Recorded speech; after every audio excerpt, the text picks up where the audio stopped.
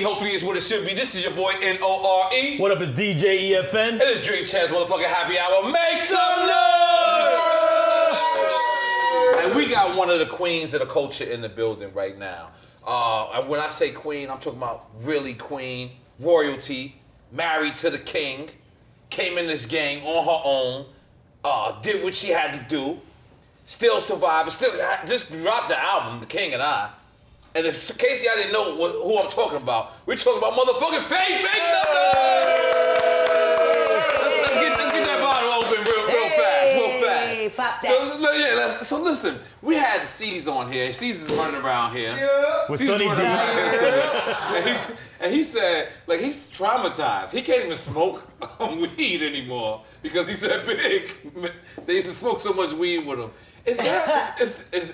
Are you anywhere near that? See, I'm not traumatized. You're not traumatized? I mean, but I might be near with the higher tolerance like Big, you know? But I'm not quite as bad, because back then, like, it would be a room full of us, and like, anybody, like, you know, he'd have the hash, he wants to, you know, roll a big blunt, put hash in it, and then if you ain't smoking the hash blunt, you gotta get out.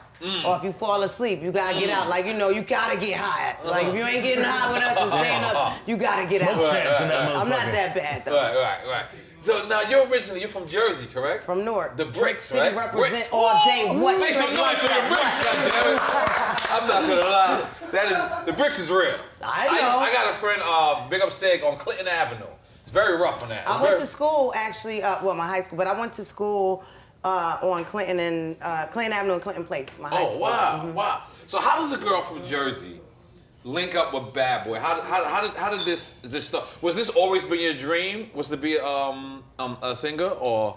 Well, a singer, yes. I've been singing since I was like 2 years old, you know, since I could basically talk. Wow. But my initial audience was in church. Wow. And the first song I actually sang when I was like 3 was a song from the Flintstones. I guess, you know, the Flintstones, I remember, and the Jetsons was like my favorite cartoons. No, it was a song. Okay, you remember the episode when Bam Bam and Pebbles performed that something that was like the Hollywood Bowl? Okay. You remember, how old are you?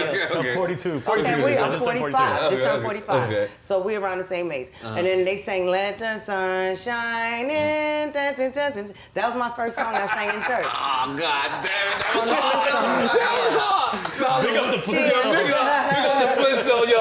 Listen. So, I mean, over the years, I knew I had a gift with singing, and then later on, I just started as a hobby writing music, but I never knew I was going to be a recording artist. I knew I wanted to make money with my voice somehow, but the whole being a signed artist to a label and not even in nothing to do with church, you know. Right. I sang in other places, school. I sang everywhere I could. I won a most couple great of pageants, singers you learn know. in church. Most great singers. A lot of people are cultured in church. And you know why to learn in church is kind of like ill, because it's either like you're either really good or you're like really bad, and like people in the house of the Lord. We in the house of the Lord. You can't really say Jerome. You need to stop, Jerome.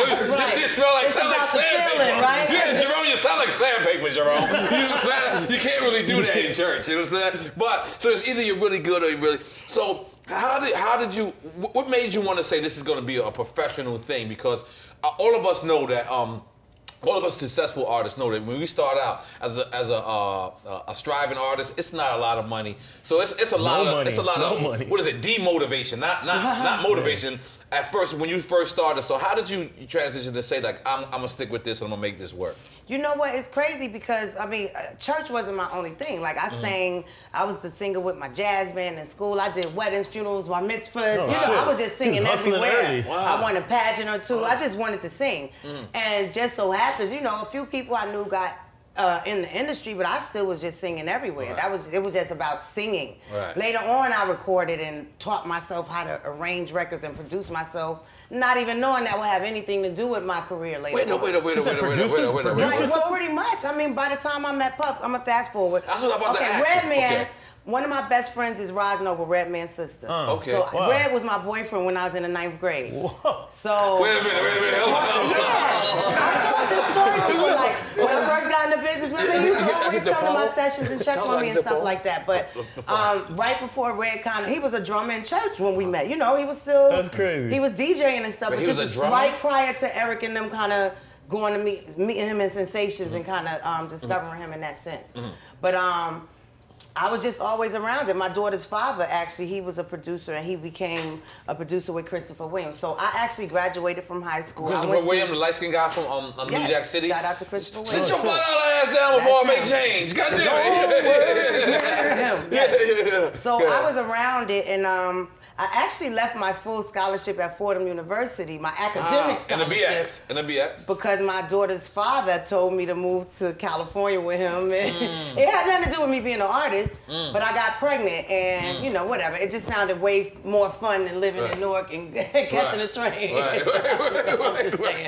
Nonetheless, by that time, I was already kind of like, super dope at just a hobby, recording myself. I had already been singing everywhere, but I met this dude. Well, you knew how to record yourself as well? I was in a gospel group, and we made a couple little A-B side records, you know, but this is when I'm like 13, 14. Right. But the dude that recorded us was the lady's nephew.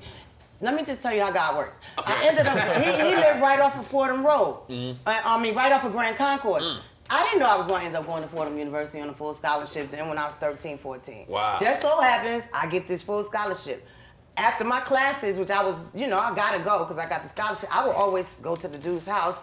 I used to get whoopings for sneaking out the window to go to this studio in the Bronx before I was of age to really be doing it. So I really knew how to record myself, like I said, produce myself, stack my vocals, because he taught me how to use that little Tascam thing where you could go straight to the cassette. So I had 8 tracks to work with. So by the time I met Puff, I mean, it was really, I was just a ride as my daughter's father. I was his ride to the studio and waiting in the lounge, and Puff was working on Usher's first album, and he needed somebody to sing this part. And they was like, she could sing, you know? And I went in there and murdered it. Like, I stacked it. I was like, Mr. Puffy, excuse me, can I change it around? And I murked it. I know I did. As soon as I came out the booth, he was like, you want to sign to my new label? And I wasn't there for that at all. I know I had on a church girl outfit or something. Like, I wasn't like... Okay, so that wasn't like my thing. It's like if it happens that way, okay. So I had worked with Albie Shore prior to that. God damn it! But he wanted me to just he paid me just to do his demos. But again, I was just there with my daughter's father. He heard me singing on the tape and like, oh shit, that's you? Right. Like, come hook my shit up. So it was just I was in that place at that time. But wherever it was that I was going to sing and make some money is kind of where I wanted to be, whether it was in a professional recording sense or at a wedding or a retirement party. You know what I'm saying? Right. So, okay, in the movie, right? Big. This is Notorious. Just this is Notorious. Yes. Big walks out of a room, and I believe Puff says, "I'm gonna meet my artist." So you was already signed to a Bad Boy prior to you even knowing Big was on that label. Oh yeah. Wow. Big didn't know me either. I think when we finally met at that, it was like this photo shoot. Because mind you, Big had signed to Bad Boy when Puff was still at Uptown. Total was signed before me as well, but and Craig Mack. But when I remember Puff had this photo shoot. I had already worked on Usher's first album, Mary's My Life album. So while I was negotiating my deal, and when you say worked on it, you saying like I was writing and behind the doing scenes backgrounds vocals? and arrangements. Like I was writing stuff and laying the demo, and most of the time he would keep my backgrounds that I laid down. Right. That was like on Usher's first album and then Mary's My Life album. So that's still publishing you get. Absolutely. God damn, make some noise for that. Make some noise. But go ahead. Publishing in that after AFM, honey, with the backgrounds on it. But yeah, during this time, I was negotiating my deal with Bad Boy Records. So by the time, you know, Puff had this first photo shoot with his new artist, it ended up just being me, Big, and Craig Mack at the photo shoot. I don't even remember. I don't think Total made it, right?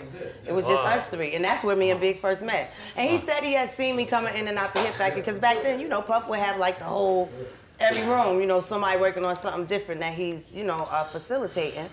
Big said he thought I was like a session singer, you know, because he saw me going in and out of sessions. So he didn't know I was an artist on the label. Oh, what does a session singer mean? Like somebody that kind of just goes and gets paid to do backgrounds, which I kind of was getting paid to do that, but I wasn't there as a session singer. I was writing. Right. I just was laying down the stuff that I wrote. You know what I mean? Joints, But that's double checks. Hey. The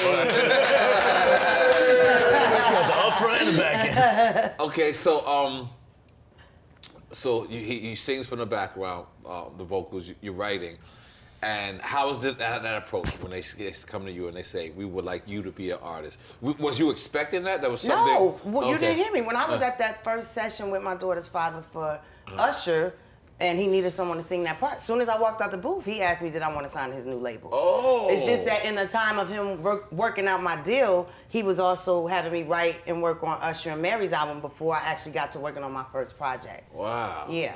So I was, working on doing other things before I actually started working on my first album. And because Puff really wasn't known at that time. He was known, but he wasn't like, he's not an Puff A&R, Daddy. he was like the yeah, so A&R what made you put your trust in him? Well, you know what, it's crazy because I knew nothing about the industry like that. Yeah, I had a few friends that, kind of made it or got signed and became successful, but it's crazy because when I tell the story, I remember when I came out and he was like, you want to sign? I'm like, yeah, really? Mm-hmm. And he started writing down numbers like, we about to work out a deal right then. Like, I'm like, hold up. And it just so happens I have met this attorney who ended up being my first attorney in the industry. I met him when I was writing with this producer from Jersey. And immediately I was like, I got a lawyer. Like, you better send that to him. I'm not about to work out a deal right now. But nonetheless, it was just, it was cool, but it was like on one hand, like, okay, I mean, you serious, but on the other hand, don't even play me. Like, don't think I'm about to do that right here, right now either. Right. Don't get me wrong, it was it was all new to him too, but I mean, it was a great thing to be a part of. And when I talked to my lawyer, he was like, well, I mean, it ain't like I had nothing else on the table. I wasn't even out searching to get this type of thing. Right. I'll be sure I kind of was, dancing with the idea of getting me signed on his little imprint. But, it wasn't something that's all I wanted to do. I was like, whatever, if I can make some money and if I feel like it's going to work out good, maybe. But it was just something concrete. And it was, I heard a little buzz about him. And another sidebar to that story is, Misa, Justin's mother, Puff's oldest son mother. She was a stylist at that time, correct? She used to come to my church. One of her cousins was best friends with my cousin in Jersey. So Misa used to visit my church, right? Listen, and it's so crazy. I'm like 12, 11, and they knew she was like dating this guy, Puff Daddy. I think he was still in, Howard or whatever. I don't know how old I was, but we knew that she was dating this Puff Daddy guy. I didn't know who he really was. Fast forward, 8 years later, I never knew I was going to be signed to this man's label. So immediately, she was kind of one of my first confidants, one of the first people that kind of really embraced me because we already were familiar with each other just from her seeing me sing in my church. Right. So when I was like, oh my God, she's like, Faith from New Jersey? Like, I know her from my cousin's church, Right. That's my cousin too. Right. So immediately, like, that's my cousin. So we were always pretty close from my entry into the actual business, me and Misa. So that's kind of how our relationship goes back. But it was very random. I never, it's full circle, but you never know the plans that God has for you, What was the first time that you got into the industry and you was like disappointed? Because we're all lied to what we expect and what we're supposed to. And then when we finally realized it, it's like, it's a kick in your throat. It's like, so when was the first time you got disappointed, like when you realized the industry that you're really in? Dang, that's a good question, but quite a hard one, Dang, you know who you're talking to? All the shit I done been through. I gotta think real hard on like the first time. Yeah. I mean, I'll tell you my first time. I gotta think about it. Okay, I'll tell you my first time. My first time was realizing that this was a business. Like, I always thought that I could just trust my friend or trust whoever.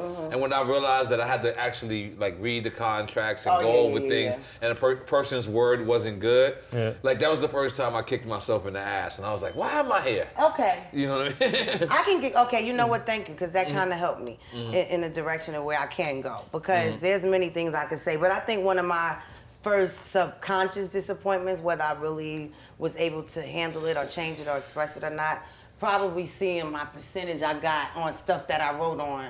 For other people? Right. And but if you're, that's something I learned over the years, how to really even understand and get clear on those splits, beforehand and all that stuff. Then you got to factor in samples. So it's like, and it wasn't my project to begin with, so I definitely wasn't the one choosing how much. But I'm like, I wrote a whole bridge and half a hook, and I'm like 0.000, like, you know what I'm saying, percent 0.006, like, but whatever, it's cool. But yeah, something like that probably was my very initial disappointment. But then I realized, like, well, you didn't ask anybody what was that going to be in the first place or how you going to rock that out. So. Let me ask you something. Like, when you hear brothers battling, right? It can't sit right with you because you've seen an actual battle. Like you've seen the worst of the worst. So when you see brothers like battling on wax, what's the first thing you think of? Well, it depends on if it's something that is lyrically interesting to me or not. Because sometimes I'll be having to catch up. Like, well, what are they beefing about? What's the song about? You know, who said what? Right. And you know, my kids or C's and Nino and them might kind of keep me abreast. I'll give you an example. How about like Nas and Jay? When you heard Nas and Jay was beefing. I mean, I think it's okay when it's just in the spirit of competition. Right. I don't really, you know. Right.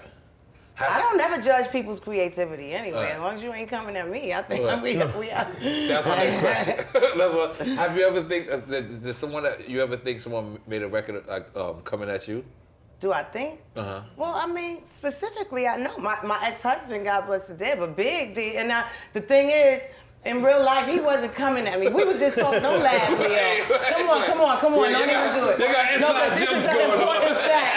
No, this is a fun fact that this is that whole everything Biggie, and there's so many misconceptions, but we laugh at certain things that only we kind of know are. Well, what record? But what do you mean? He said if Faith have twins, she probably have two pops. Yeah, I mean, that's a famous line. I got a couple of things.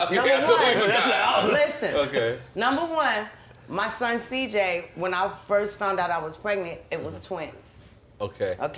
By the time I was 4 months pregnant, there was like a disappearing twin, something they call disappearing twin syndrome. So the other shit, you know what I'm talking about, didn't develop. The other sac didn't develop, right? But Big and I Big never questioned whether he, I was pregnant by him. And later on, because I was so livid and I just never even, I just never addressed it until after CJ was born. And when I didn't even have to, he just was crying one day looking at CJ. And my friend was so mad at him, my best friend who's my manager now, and she cursed him out. Like, I'm the type, like, it's like, because if I go here, I'm like, Is that the girl that you had the documentary? And you went back to Brooklyn? Yes. And you said that you and Big only stayed there together for like 2 weeks and something like, and you looked in the apartment, you was like, is that the same? Yeah, that's her, Cheryl. Wow. You know her mom, Mary Flowers, that used to be the promoter at the Apollo. Oh, wow. That's her daughter, Cheryl Flowers. Wow. Yeah. And that was crazy because I seen a documentary with you and C's and y'all sat down and y'all was eating. And y'all was talking about how this place, y'all used to go get this food. Country House. Country House. Like so much. So what was that? Was it a spot in Brooklyn? Yeah, 24 hours. 24 hours. Open, or it don't close. Wow. The whole point of that scene was that Big was mad greedy. So we always ended up, like she said, I'll be thinking of 10 meals and it was 4, y'all. I was like, it was 4 for Big. Right. We're going to stack up on wild shit. They used to give you shit in the house, you know what I'm saying? Like, That's in Brooklyn, correct? These was the Habibis from around the way, you know what I mean? They're going to show love. Now, how does a New Jersey girl just fit right into Brooklyn? Even though Brick City is the Brooklyn of Jersey. It's worse than Brooklyn, yo. It is the Brooklyn of Jersey. But how did because when I see y'all, like, I'm not gonna lie to you, and of course I'm an outsider looking in, but when even seeing y'all back then, when I see y'all, it's like it just goes together. I think even more so than how does a Jersey girl end up in Brooklyn, because there's sub-stories to that. Big used to be, when we did meet, and I knew my way around Brooklyn already because I used to go to Hezekiah Walker's church. In the dangerous times of Brooklyn, too. Driving like, This ain't gentrified Brooklyn, y'all. She talking about real Brooklyn. And I had a beat, so I knew all the, like, he like, what you doing up in it, like, Right. I'm like, I used to go to this rehearsal at this church, drive my homeboy to here, I'm just, so I'm New Jersey Drive, that's my nickname. Oh, shit. That's what they call me. But no, I think it's more how Big and I bonded. It was like our senses of humor. Like they used to they always joked on each other, and he tried to bark on me, and I'm quick on the comeback, so I could beatbox. We ain't see you light up. We ain't see you light up yet, though, okay? I was about to I want a fronto or a backwood. Oh, shit. Damn, we are not. You got a backwood, I'll do it for twin? you, N.O.R.E. Okay, damn, twin. I'll do it for you. Please. We gotta let the queen smoke. So look, this is what I'm gonna do. I'm gonna just throw out some random songs. I want to know where your head was at, where your space was at when you recorded this, when you wrote it, whatever. Well, that's only one. Obviously, I'm gonna start. Yeah. What, you gonna smoke one? Yeah. I got you, brother. I know you keep from last time, From last time, when I listened back to that episode, I was like, damn, they just said she's got smoke molested. Yeah, bro, man, that shit Not fucked up. molested, smoke molested. Yeah, PTSD out of smoke. So I'm gonna throw, I wanna know where you was at, where your head was at when you wrote, I remember the way you used to love me. Was that your first record to the industry? That was my first single, but I believe that may have been. For Mary? Might have been. No, it wasn't for Mary. Okay. This may have been the first or second song I actually recorded when I finally started working on my album. But the great thing of the story about that record, I remember when I got the hook. Like it was and Big was like this too. Like sometimes you ain't even want Puff to come to the session because you just wanted to finish it. No shade, no. Because you know he wanted to give his input, and a lot of times it was good, but you just like, wait till I finish, before you tell me what else to do or before you say what you think about it. But I knew when I finished that hook, I called him like, come listen. And he called almost everybody that was in any studio in the city to come and listen. Wow. And so, but at the time, I'm super shy. I'm so used to recording by myself. So when people staring at me, and I had to kind of finish it, but everybody was like from Andre to Michael Bivins to this, like everybody just came through because he was like, yo, come listen to this joint, my new artist. So I kind of knew it was like the shit. Like everybody And this is Big calling people or This is Puff? Puff. Okay. This is Puff. Okay. Big and I weren't in each other's sessions a whole lot. A lot of his stuff was recorded already by the time I came around. Okay. Wait, who produced that record though? Chucky Thompson. Okay. Chucky Thompson. And that was like your introduction to the My actual... headspace was I was excited. Right. It was like a way for me to mesh my church harmonies that I learned from the Clark sisters over a hot ass beat. Mm-hmm. You know what I'm saying? So That's a classic record. It was Definitely. Back then I used to make stuff up off the top of my head. Now I be thinking a lot harder about it. But I mean, it just came out right. You know, it was meant to be that way. No, you had that summer too. I don't know if you remember. No, I remember driving over the bridge in Brooklyn by myself when I first heard Flex dropping bombs, and I'm just crying like, "Thank you, Jesus." Dios, like Dios mío. Yeah, a lot of people don't understand or can describe the first time you hear yourself on the radio. That gotta be like equivalent to like busting your first nut. Like it has to. I mean, just be honest. Like I gotta be real with that. Definitely is. Like I ain't gonna front. I'm such a sucker nowadays. I heard the radio the other day and they played one of my old joints and I was like, fuck that shit. And I said, the old me just snuffed me. The old me was just like, what the fuck did you just say? I so appreciate it. Like, are you still appreciate?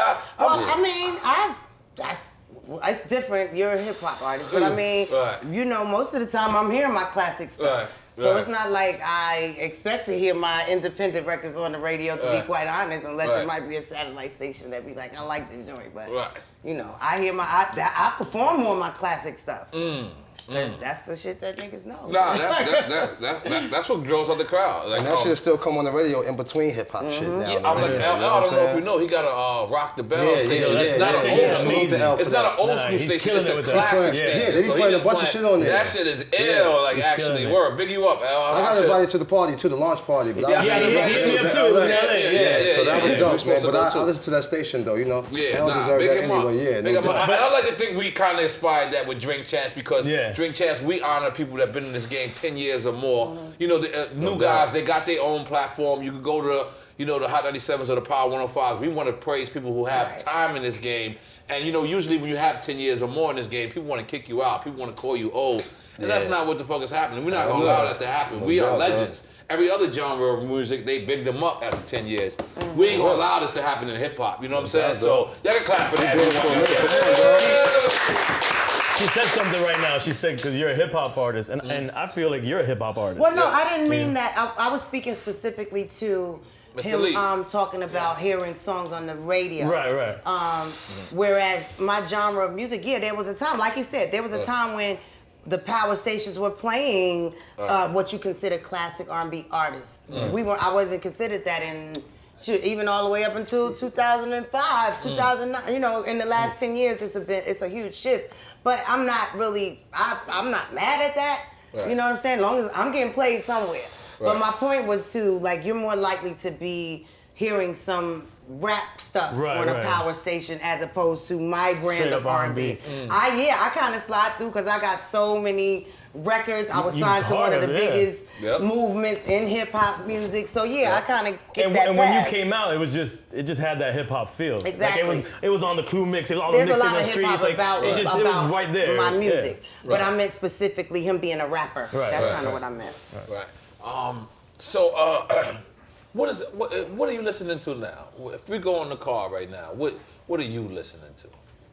Well, I forgot that with so the funny. crazy I'm so guy old school. name. My iPod, which is always playing music. I keep me a fresh iPod. She don't Bluetooth. If I lose an iPod, I'm keeping a new one. There's no Bluetooth and there's none of that shit, bro. No, on my phone I do. Don't give me a wire. I graduated a little bit. She still do the little wire joint. Because I work out with my iPod. So. She's still auxiliary. It's like you know that little plug that in. That's not all the way true. But I kind of listen to classic stuff. Classics. I mean, I do. There's a lot of new artists that I appreciate, and you know, there's always just some new fresh talent out there. I don't really, but I mean, I know in heavy rotation, it's everything from like your Earth, Wind and Fire to your Anita Baker to your Mamas and the Papas, your Stevie Wonders, your Shakas. I mean, R&B. I listen to so much stuff, but then I also listen to a lot of gospel music. I listen to a lot of jazz music because I studied and sang jazz too when I was in high school. So, you know, I'm kind of a little all across the board. My kids tend to turn me on to the artists that are kind of like of the millennial generation if I don't already know who like they are. Two-seater. The bands. Two-seater. I don't know. That nigga killed that. I never heard that one yet, but... Two-seater. That's how everything sounds today. I mean, it's hard though. That shit is hard. It is a few of them that are super I got a few I like. What you listen to? CJ be putting him up on music too. Don't front. Okay. No, CJ put me on the Chance the Rapper. Okay. And I started liking Chance the Rapper. Okay. Somebody know her son. He put me on that. Anderson .Paak. And then Danny Glover's son too. No, it's not his son though. It's this son. It's not his son, man. Donald Glover. It's not his son. Oh, you talking about Childish Gambino. That's Donald Glover's son, man. Even on his Wikipedia it said, not his son. The nigga from Lethal Weapon. What's Lethal Weapon? Lethal Weapon, man. That nigga is his son. I'm sorry. I like him though. He's I like him too. He's dope. I like Tory Lanez. I like him. Tory Lanez is good. Tory, you owe me that record, goddammit. Send that over. Tory Lanez is super dope. I mean, I listen to everything, but of course, I like all the classic shit. You know, because we got access to it now. You know, we didn't have access to our shit before. Now we on iTunes. We on YouTube. Right now. You know what I'm saying? As long as you can plug us up, we there. So I like to take advantage of listen to classic shit. Ain't nothing like listening to the infamous Mom first album. Did the other day. N.O.R.E. first shit, Wu-Tang first album. You know what I'm saying? I like to listen to classic shit. Let me tell you, that's a part of my workout. Like I got my little, my workout mix. First of all, includes all you just said. Right. Quiet Storm, Shook Ones, Doom Super Thug. You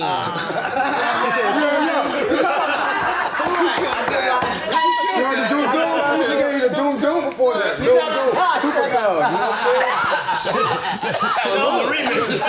Bro, she's one of the homies, my nigga. That's why we've been fucking around this long. You know what I'm saying? She's one of the homies, my I'm gonna nigga. throw out another random song. All night long. All night long. Puff. How did you come up with that one? Well, I was that song was inspired by a church, so I was kind of trying to think of a hook at first. Church all night? Well, no, just the cadence. I tend to I was referring to like a church record in terms of the tempo and the cadence. How would I approach it? Oh, okay. So it's a gospel record that kind of something like dance. You know, dance. When I think of what he's done, I could dance all night. So it kind of was inspired by that. We just kind of played around with the melodies and lyrics. Yeah, you just taught me something. I didn't even know that. Yeah, I always kind of like, dang, it reminds, this beat might remind me of this, or what song has this same tempo that has a slick little cadence to it that I could kind of send my bite off of and make it my own. So the church, man, the church got a lot to do with it. Church influence is real. Church, Sometimes I refer to rap. I mean, you know, I got bars. Yeah, she got bars too. No, but when I be writing, sometimes I'll be like, you know, when he approaches like, you know, in my timing, you know. So, she gave me some bars before. She gave me some bars. I know you from somewhere. I keep looking at you. Where do I know you from? Drink Champs. Right. I've never been here. We never met? No, I probably got never dropped forget a from the face. mixtape. No, we've met. We've met in the forget a past, face. yeah. Got it. That's my guy right there. Okay. Now you got the ultimate 100% makeup song in the world. Like, whenever anybody is mad at anybody, they should always come back. Soon as I get home. I want to hear her version though. I can't sing. You know I'm a horrible singer. But you know, that's like the ultimate, like when something goes wrong in a relationship, that record has to play when you're making up. Do you know that? Well, ironically enough, I was hoping when I wrote it, it was in the spirit of, okay, because, you know, Big was already signed, but by the time we got married and, you know, I got him to finally move out of his mom's house and we moved in together, he went on the road immediately. So we really didn't get a whole lot of time to really, you know, spend together and making our home. You know, I was kind of meeting up with him on the road and still trying to get the house set up, still trying to work on my record. So it was more from the perspective of this is something that I wish he would be saying to me. That was why, that was really I was like, I wish he would be saying this to me, you know. So, yeah. God damn it, make some noise. I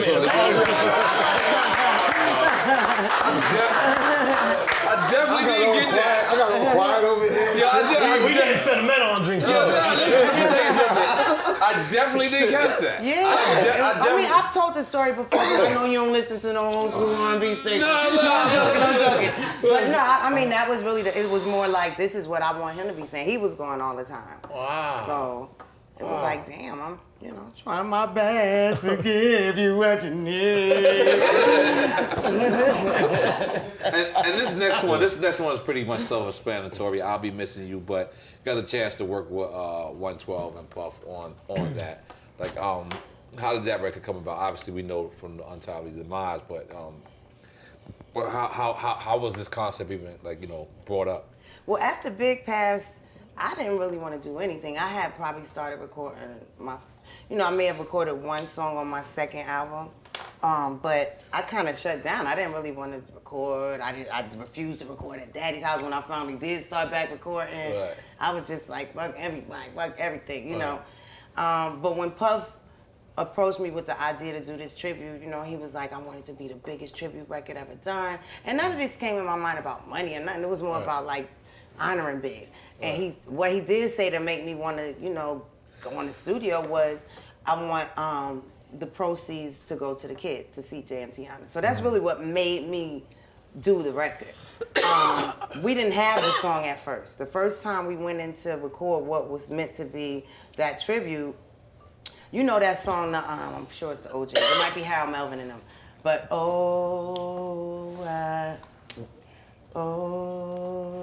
miss you. That was like the loop they had, and that shit was so sad. Like it was just, we just all was in there. Like we just cried like for 3 hours. Nobody came up with nothing. And then I was like, I can't do, like I don't think any of us like felt like we could do anything. So the next day, maybe a day or two later, when we came back to the studio, they had that loop for the with the police thing, and it just felt different. Police. You know, it's like in it you can hear where you can go lyrically or melodically and express your pain, but it still felt like a rejoice. Like we can celebrate what he is and was to us. You know what I'm saying? Like a gospel record. So that's what it ended up being like. Let's make it feel like that. I don't want it to feel so sad. I don't even know if I could sing a couple of bars on this other track. Like I was just crying. Like, I miss you. You know. So yeah, it just felt a lot more celebratory when we came in with the other track. Okay, so I'm gonna ask you two more, and then we're gonna go into the generic joint. Love Like This. Where was you at? What was your mind state? Records. Love Like This. Actually, I was I had just fallen in love with my second husband, Todd. My ex-husband, Todd. And this was post, I was still not wanting to work at Daddy's house, but you know, I was into my second album. And I had fallen in love. So that's really what that song was about. And definitely not expectedly, you know. I didn't expect that to be like so soon after going through something, but you know, I fell in love with him. And that's hard. I mean, I got a hot ass record. It's funny how it's such a classic. Like I never knew that would be a record that I hear like everybody. You know, people in certain countries think me and Fat Man Scoop is a duo. You know what I mean? Places I've never been. Like, who are they? They're great. You know. Oh man. So, do you still enjoy the game? I got one more song question, but I want to ask you. You can ask mad questions. But do you still enjoy it? She's in. I get a sense that you really still enjoy the game. Yes. You know what? Because I know how to sustain, you know, and it's not so much I knew how to do it while it was being done, but I realized that God is going to always sustain me. I'm here for a reason, you know. I could have, whatever it is, however many units, like I've never measured my success on those type of things. You feel me? Because this all, I wouldn't say a fluke, but this was not my plan. I'm like, I know I can sing, I know I want to make money doing it, you know, but I also knew you got a brain, so you got to go to college, you got a full academic scholarship. You know, and shit happened, but I'm just like, I gotta figure it out. I'm a hustler. I had my daughter when I was 19. Full academic scholarship. I was in a resource room, girl. Make some noise. No academic nothing for me. Goddamn, you make noise for the resource room. But I'm just saying, you know the resource room? No. You got 4 students and 2 teachers. I was done 4 in the students, 90s. 2 teachers, man. It's rough in there. like the Breakfast Club. I never seen the Breakfast Club. People tell me about That's it. like some detention shit. Yeah. I was in detention. You was always in detention? In regular school. It's a fact. Word up. Big up Miss Ebanks. I just think so. I went too far. I went too far. So, but because most people, I'll give you a great example. When Cameron and Jim Jones was beefing, right? Cam had went to, I believe, Angie Martinez. And he said, I don't know why Jim is mad, because he's playing with house money. And I sat back, I said, we all playing with house money. Yeah. So, you know what I'm saying? Because the thing about it is, we're not supposed to be where we're at. The level of success, even if it's this amount of success, even if it's this amount of success, the odds of us actually making it makes us all have house money. Yeah. You know what I'm saying? So I always look at it, like my father used to tell me, he'd say, look at a person for the positivity in them first before you look for anything else. So I just always look at it. Like, you know, the fact that we survived and we're doing things that we love. Yeah. Like we're all up. We're all blessed. For real. You know what I mean? I mean, like back to your point, I definitely, I don't know, remember your word verbatim, but I definitely enjoy the game, so to speak. But I look at it like it's just a facet of my life. You know what I'm saying? I don't look at it's not. You know what I'm saying? Like it's so much I don't take home with me, but it's like, damn, I gotta kind of really. Sometimes taking in perspective, you are someone who is popular to some people. You have touched some people with your music, so. But I don't walk out the house thinking that, or just with that, like, you know what I mean? I don't even expect that. I be really genuinely appreciative with somebody. I be like, I love it. Like, really? Oh my God, thank you. Like, you know what I'm saying? Like, you Not don't have everybody's to, like that. Not everybody has humility like that. Not everyone's I like don't, that. you know, I mean, come on. What if you don't know shit about me? So I be looking stupid.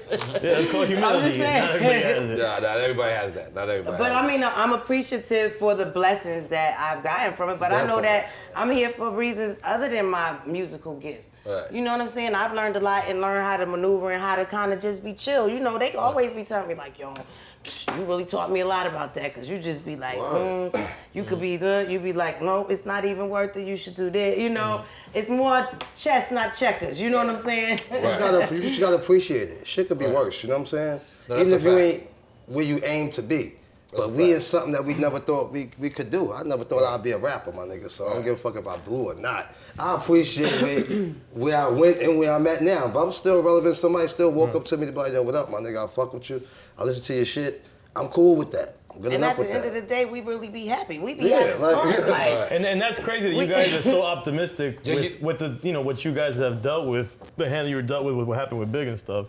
And you guys are still I want this to get into optimistic. that, but I don't want to do that just yet. My bad, E. But I want to get into this record because this is another thing. When I think of this, I think of my wife immediately. It goes, I love you. I got an arm moment on J Chance. I got an arm moment on J Chance. I got an arm moment. This is a different J Chance today. This is a different J Chance. So. Because Faith Evans brings out. Yeah, shit. This is Major J Chance. I got a record called Super Dog. I ain't supposed to be knowing about this R&B with my name. But listen, what mind frame was you at? What was you trying to? Obviously, you was emotional, but you know. Okay, good story about that song. That song was actually written for J-Lo. I didn't write I Love You. I think I arranged it and kind of, did my little harmony stuff but it was written for J-Lo. And wait, you wrote it for J-Lo? No, it was written already. Okay. This was on my last album on Bad Boy, Faithfully. Okay. And, it was one of the songs that, Puff kind of gave me that was mostly written. I may have wrote a section on it, but it was for the most part already written. And it was for J-Lo. I don't know what happened. I don't know if this was like after they wasn't together or I don't know. Well, he's being but petty. I heard the demo, and to be quite honest, being petty. Just throw it out there. He's being petty. They broke up. He said, "Let me get my record back." Well, no, I don't know. Her voice wasn't on it. I just know that it was original because when I heard the demo, I could totally hear it. I could hear it as a J-Lo record. You know what I mean? It's a pretty even though it's one of my more popular records, and like a lot of the 35 and under dudes that be trying to holler at me, I'm like, how the hell you know about me? They be like, I love you video. Like after my divorce, like mad young dudes was trying to holler. I'm like, why you even know? Get it on. Hey, she got it too.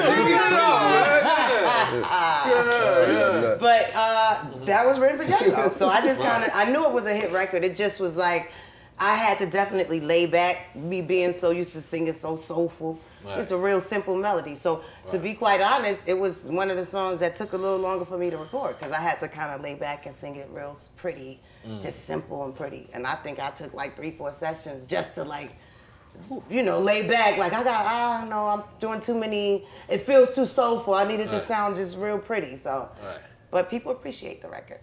Now, I heard you kind of allude to this earlier. But has there ever been a time where, like, your A&Rs, your executives was overbearing, so you had to actually, like, because you said, I know you said you should record by yourself a lot. Then you had to switch over. Was there a time you ever had to switch back over to where you've been like, yo, let me just keep a skeleton bunch because, I'm just, because of being overwhelmed? I can't really, to be quite honest, other than on other people's records, where I've been so much produced. Very few and far between. Babyface, when he did that single for me. But typically, I kind of produce my own vocals. So I really kind of never had that problem. It was more talking about Puff, but I think that was just the excitement in the beginning. He just wanted to be, always there. And it was like, okay, we know you got a good opinion, but I don't think it's good about this. You know what I'm saying? Like, you're not a stacker, you're not a harmonizer. Let me finish my harmonies before you tell me to change something, So it was like after a few sessions, I realized, don't even call him to come listen until you finish, Okay, that's something you just said right there. Is this something, you just said stacker and harmonies. Now, stacker is like doubling up? Yeah, Right. stacking the vocals. Like how we double. Okay. And in R&B, that's called a stacker. Yeah. No, it's called stacking. Stacking. And you Okay. stacking and rap, you stacking. It's double up. I call it It's double more up. stacking, but in singing sense, it's stacking in a unison with the same note. Harmony is when you add a different note. It creates like a fuller sound. Right, exactly. Okay, I got a good question for you. You ever wrote something for somebody, went to the studio, and they sounded horrible? You know she did. But you got the check. You got the check. So you was like, Well, Stack it again. Double stack it. Stack it.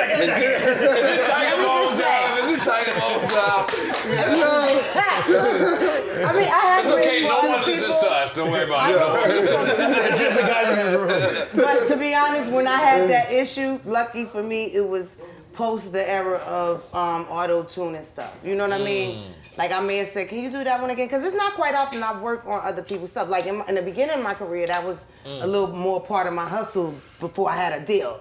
But you know, sometimes I don't just have the time to just sit around and write songs. I'm usually working on something when I'm on a project. I don't really just have songs to work on for other people unless they really like, I want you to work on my shit like that. Right. And it got to be, you know, something that's worth my time, which is usually a dime. Exactly. So, Are we doing Tiger Bone or should we go Ciroc? oh man, that's I say we just let's bring back Tiger Bone. We gotta bring back Tiger God. Bone. Yeah. But I mean, she is a lady. And it's not often I'm actually a boy. that we have a lady. Let me tell you something. That was actually sexist of me. I'm gonna take that back. It's Tiger Bone. That's right. Boy, I've been telling you all day, Lee. Chill, man. When he gets up with her later, they'll be straight. I'm about to take that shot and I'm gonna go sit over there for a second. No, you're not sitting over No, there. you gotta drink the Tiger Bone. Come in and out. Yo, listen, man. Because you know what? I think I earned my rights to come in and Let me out. tell you This is something. my I'm gonna be third honest time. with you. I'm gonna be honest That's with you. it. Me seeing y'all together, and I don't mean to get emotional, but it's like I know Big co-signs that. No doubt, Like, for sure. you know, Oh, yeah. like it's a certain feeling, like, you know, when your homeboy that you trust hangs out with the lady that you love and like holding her down, like there's a certain feeling like that a man doubt. just likes that. It's just like yo, Like, mom, I right? hold him down too. Yeah, you know what I'm saying? You know what I mean? Vice versa. There's a Vice reason versa. why Vice versa. There's No a reason doubt. why Yeah. we connected, and I think Right. you know it definitely. It's certainly Right. a supernatural thing, and we know he's all I didn't up in even- it. It's only because of the spirit. I didn't of even Big. catch on when you drove real. up. I didn't even know that was favorite. I know. I'm trying to tell you to come to the car. I'm He looking like, at yo, you. walk with me. Yeah, I'm like, I'm like, yo, come to the car for me. I'm like, yo, Faye right here. He like, yo, come walk with me. You wanna come with me right quick? I'm like, I told y'all, Faye, New Jersey drive. in my mind, I'm like, C's out here I'm the tripping off. driver. Don't take the shot yet. Don't take the shot yet. Yeah. Don't take the shot yet. I haven't drove I since I've whips been the up here. She hoopies. drives. She whips the I buckets. come to Brooklyn and borrow the everything, homies' buckets all the time. Like, yo, can I borrow your Mazda MP3? You guys go to Jersey. They be like, I got the hoop. I be like, I don't care. I This just is the gotta thing, go I'm to not gonna Jersey. lie. Like, I'm not gonna lie, But this, I well, mean, with a shower you didn't cap. have to take, you didn't have to pour a big shot, but this is like, Oh my God. Come on, Wait, let me show you. wait. Eye to eye, eye to eye. This is to Faye. To Faye. scared of this, The Legend of the Tiger. Last time I had Tiger Bone, we was at Branson's. Oh, man, she's a veteran. She's a Hey, Bitch, shout out to Branson. She's a veteran. She's about to drink the whole bottle right now. I'm not gonna lie, I wasn't ready for that. No, that was actually tasty, man. That was not tasty. It's a little spicy. It's a little spicy. That's like drinking Old Spice. Yo, where that salsa water at? There's some salsa No, water no back salsa there. water. No, I need salsa right now, So, please. one of the most I need salsa. illest souls. It's I in the ever back. met in It got no hip-hop. tag on it. It looked One of like the most vodka. purest souls I ever met in hip hop was Big. I always seen him smile. Speaking of Branson, I went to Branson one time. Only two people I ever seen behind the counter of Branson is Redman and Big. Thank you. Bro. Okay, well, Redman is who introduced me to Branson. Get the hell And out I'm of who here. introduced Big to Branson. Oh, Yeah. God. This is Branson history. Branson, at some point, we're going to need your ass up here. Hey, Redman, please make a good chance already, Redman. please. That's how they knew about Branson, because I was blowing them big jars, and Big and them was like, where you getting them jars from? And I was like, Redman's uptown Branson, at the candy store. The candy store, the lollipops. Exactly. spot, man. Strawberry lollipops. Those was hard. What's my man, man? Eddie. Eddie, R.I.P. Eddie, man. Yeah, Rest Eddie. in Be peace, back there with Eddie. the candy, man. Eddie, You and know I what I'm forgot saying? the young one. I think it was Jay. No, I forgot his name. But I know Eddie. Eddie, Yeah. God bless the dead. Always there. That's when we used to bump heads 3, 4 in the morning out there. But Blow about before Eddie passed, that's when I knew that they had like some type of payola shit. It's because one of my homies had died from Queens, and we went up there to get some bud. We had all the champagne, and we bought all the champagne right in front of Branson, and the police just drove by.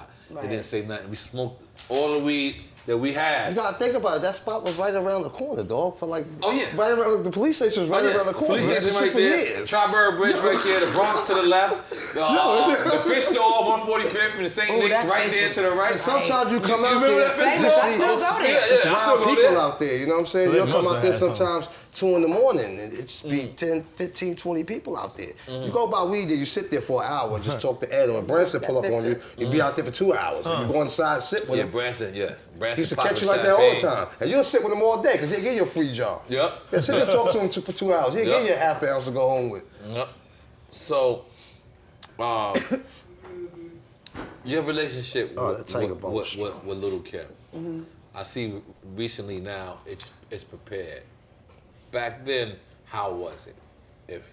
Well, okay, I don't know if it's fair to say that there was ever a full relationship ever built, but in the beginning, I even see pictures. I'm like, oh damn, I remember that. Like, I definitely, once I realized this is Big's artist who I've been hearing about, that's a part of the crew, because I met the guys first. Right. I think the first time I saw Kim was at the Big Papa video shoot. Okay. And I was like, who is that girl? And they was like, oh, that's Lil Kim. I had heard about her before, but I think by, initially I was kind of trying to be cool with her. I mean, I think we were pretty cool. I see pictures where, I had on her glasses, she had on mine. I was kind of being cool with her because I knew that was Big's artist, but I didn't know anything about their involvement. I didn't know they was in any kind of relationship, but I was new. I was new to their circle. So, I mean, I wouldn't have known their history, and of course, he wasn't trying to tell me that shit. But when I found out, of course, it was like, damn, damn. What the fuck? All this time, right? Right. But I can't say that, she, was she's your friend, and then she, it wasn't like that. Or, we didn't really build a relationship or have a history outside of me meeting her through knowing that she's his artist and me already kind of being cool with the guys for a few months. And, okay, let me, he kind of said in the beginning, wanted me to kind of be around her, but I think that was just that dumb young shit. Because then he realized, why the fuck did I do that? That was dumb. Let me connect. But now, I mean, I think, just to be clear, once Big passed away, any ill feelings toward her, went out the window for me. Her and anybody else, Right. It wasn't really anything to feel a way about. Right. But we didn't necessarily see each other and get to conversate. There may have been a time or two that I ran into her and kind of tried to say hi, and she, may not have been really ready to receive it. So it didn't go over so well. But because there is that story of you on tour. Big on tour, and you coming through kicking the door, waving the 4-4, and whipping some chick ass on tour. Not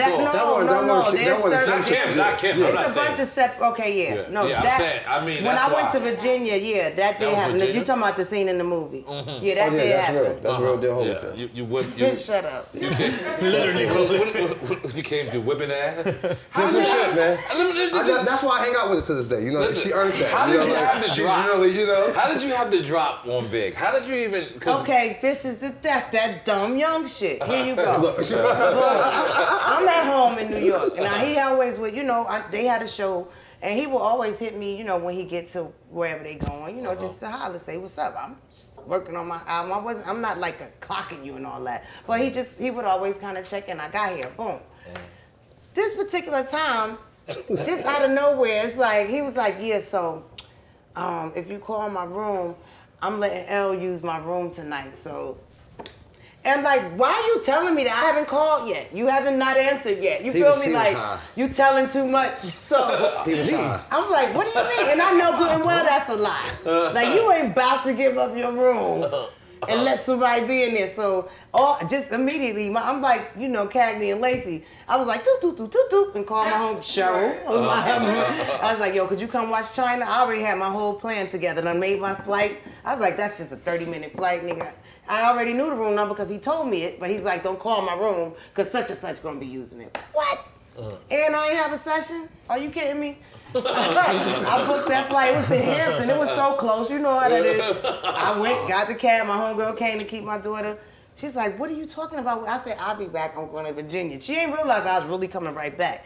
I got on the flight. It might have been a 7 a.m. flight. Landed about 8:30. Got to the hotel about 9:30. Boom, boom, boom, boom. you know, not ooh, ah, ooh, ah, ooh, ah. See the tiger, that tiger. But when I got to the hotel, I'm sneaking and I see Hawk, the road manager. He just happened to be, he ain't see me though. He checking out. I see him, I'm you know how in the cartoons, I dipped around to the elevators, get upstairs, knocked on the door, went straight to the door, and they said, who is it? And I said, like, housekeeper. And then the girl opened the door a little bit and I just kicked it in and just started going for broke. Going for broke. Not going for the money. I was going for broke. And you fake at this time. You got I had a record out, but you know. I had a gold single. So you could have got sued. I could have. Thank God it was, what year, 90? That was them years, 95, you know. You know, This is pre-Instagram. This ain't Instagram. This ain't been on TMZ. the hotel. You know what I'm saying? In the room right when I was, but listen, after it was done. What's it do with TMZ? Harvey Levin. Yeah, my bad. I wasn't in. I came in the room. He butt ass. I was out. Titties out. I was out. Faye just left out of here. I left and got on the next flight. You sticking to the story? You still wasn't My there? nigga, I wasn't in. No, he wasn't in I the knew room what when it happened. happened. Cause Shorty was like this, so the joint, like with the cover over her, like, he like, yo, Faye just came in here and beat her. I'm like, what? It's 9 in the morning. Fucking shit. He's sitting there, no shirt on, like, my nigga, I'm dead ass serious. I'm like, nah, for real? Like, where's she at? I don't know. So you mean to tell me she just came 10 minutes, just came in, whooped ass, see? I got on the next flight back to New York. I said, B, are you hot? He said, nah, my nigga. I'm not. Look. Shorty was over there coughed, like, yo. I said, yo, that's got to be the realest shit ever. After that, you earned mine. And it wasn't even about, it was more so like, don't fucking insult my intelligence. It was, I didn't even want to put hands on nobody. That wasn't my intention. That just was that, moment. But it was like, son, don't tell me no dumb shit like that. Like, I can't let you just think that I'm stupid and I'm really believing that. Right. If she wouldn't have answered the door, she might not have got fucked up. It would have been something different. Yeah, It might have he been. could have blocked that. You Like, know? nah, chill. He could have blocked This that. big nigga ain't getting nothing. He like, get that. That's fucked up. Yo, it was fucked up. It was fucked up. I felt bad for her after that, because I'm like, look, and he had the nerve, I ain't even fuck. I was like, well, you should have, stupid. You should have, because she just got fucked up. For nothing. Real, he did say, he said that shit. He said it. I ain't even fuck her. I'm like, you should have. I think he says that in the movie too. Oh my God. No, that was actually real situations, man. That's the ill shit about it. So I asked C's, this is the last time he was here with Jada Kiss. And now I have to ask you this. Did you watch the Unsolved thing? You know what, I haven't, but I've been hearing a lot about it, and I want to catch up on it because, you know, and when people ask me about it, it's like usually an opinion, so I can't have one since I haven't seen it. But certain things that I know, when people, as a viewer, you don't necessarily always know. Okay, this is the story of the detective. It doesn't mean it's not a true story, but there's so many things going on. That's exactly what it is. Especially in those the cases. detective side. But it's also something that has moved other things that may help us in a way. So it's like, you know, even though I haven't seen it, there's, you know, things that kind of shift, and people saying, oh, we heard that too. Like, we know. It is some of that too, but that doesn't bring us to a conclusion to make them arrest somebody. And there's a Johnny Depp movie coming out too. Right. Miss Wallace actually played herself in that. She did a little scene. Oh yeah? See, I didn't even know that. When we were out there, she did a little quick scene instead of them, you know, they had her just play herself, kind of meeting with the guy. That's dope. I didn't see that because that I don't know if Hasn't it's come out out yet. yet. Hasn't come out yet. Yeah, I didn't want to watch that first one at first. I didn't want to watch it. I just actually watched it like a month ago. I just went through and watched the first 4 episodes. It's actually it's real detailed. It's real detailed because you know, in the hood we always say, if we know, the police know. But we never had no proof of that until that. Like everything that we kind of was skeptical of or speculating from. it was the same thing that they did. So I kind of appreciated that from that. Obviously, I don't have, as much invested into this as you guys. No, but what makes sense makes sense. Yeah, what makes sense makes sense. So I'm sitting back and I'm like, a lot of this, some of this was just overwhelming and it's just over. Like, I don't believe that, Puff had anything to do with the other side. Like, I just can't. But other things that was involved in that, I did believe. Like, I did believe, like, the police knew. I believe the police, I'm going to be honest with you, I believe the police gassed the East Coast, West Coast fake war more than we actually know. Well, I believe. So the media definitely did. Of course. They made up something that didn't really exist. Yeah. It really wasn't that. Yeah. They actually made it that, man. Right. And just certain things was happening at that time. When you see all this stuff come around now, it makes you think back about like certain things that came across. Like when we was in LA, the feds was actually following us. Like, what the fuck? And where the fuck was y'all that day? You know what I mean? Y'all was with us at the Soul Train Awards, but what happened this day? So you always be thinking of all these like different things because you don't know much. So a lot of times you hear about certain things. Right, we don't know stuff that years later we like, oh, damn, I didn't know that happened. And then you be like, so oh, like, this is why this happened. There, right. And it takes time. People's relationship changes. It's not surprising what you're saying because remember, years later we finding out about all the stuff they were doing, the feds with the Black Panthers. Yeah, that's how they were instigating beefs between them, and then they had a whole program that was like undercover doing stuff. Yeah, so that's exactly what they could have been doing in hip hop, and probably, I mean, it's kind of obvious they were. Well, here's the thing. I feel like they were able to, to definitely heighten the fuel the fire more, and not to mention some involvement in the sense of whatever their work they were doing with the Death Row organization, and that's not too. That's not me trying to sum it up and pin it on that, but I know there's clearly been evidence and it's documented that there was involvement, with the police and Death Row Records or whatever. So whatever that is, but I think that just they were able to certainly with the media as well to heighten that shit and add to it, and it may have helped them to cover up some other shit because it's just people.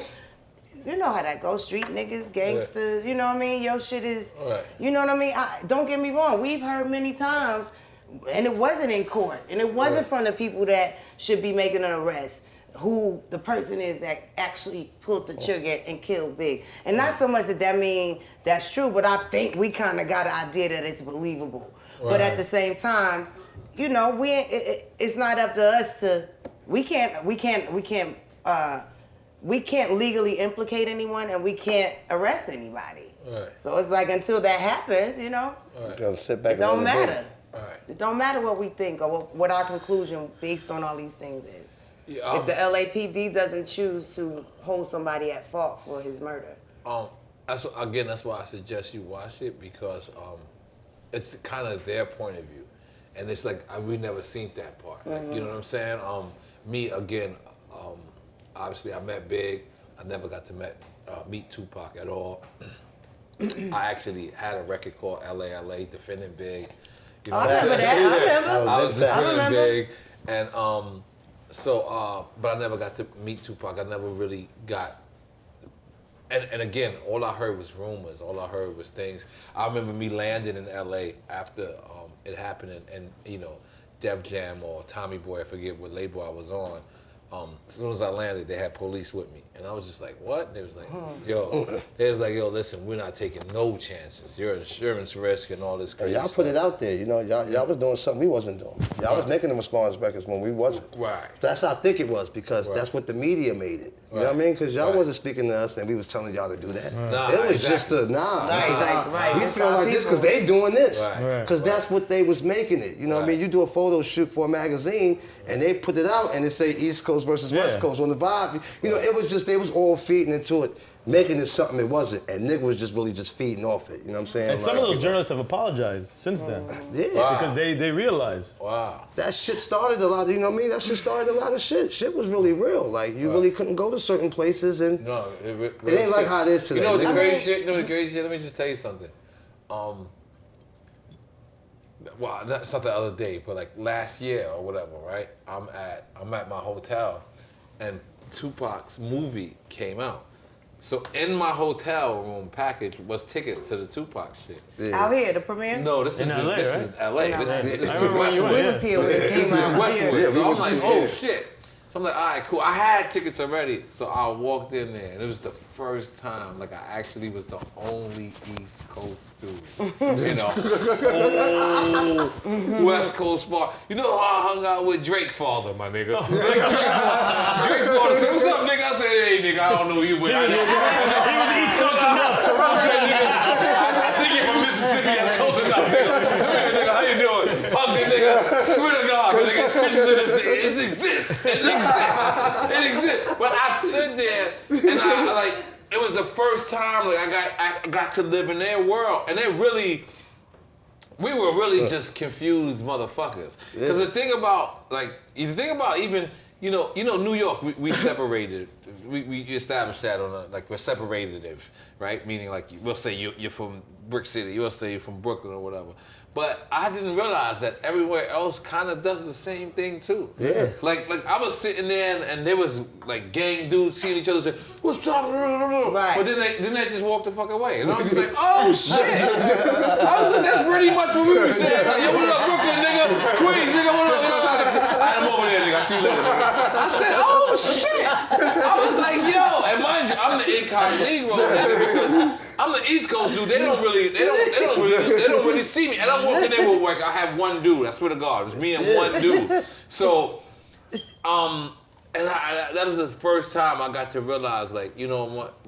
We were both manipulated. Yeah. Like we was taught to think that we're different from them, and they're different from us, when really it's the fucking same people, just with a different accent. Yeah, that's it. We was all the same shit. Yeah. And we had to do so much shit over there. It was like, yo, like, you know, that was your mentality back then. You really just ain't give a fuck. Like, all right, you know, that's a New York shit. You know, we feel like we can go anywhere. Like, man, fuck all that. Yeah, if you can survive, I'm not gonna go nowhere, act like I'm from there. If you can survive at Albee Square Mall, you can survive anywhere.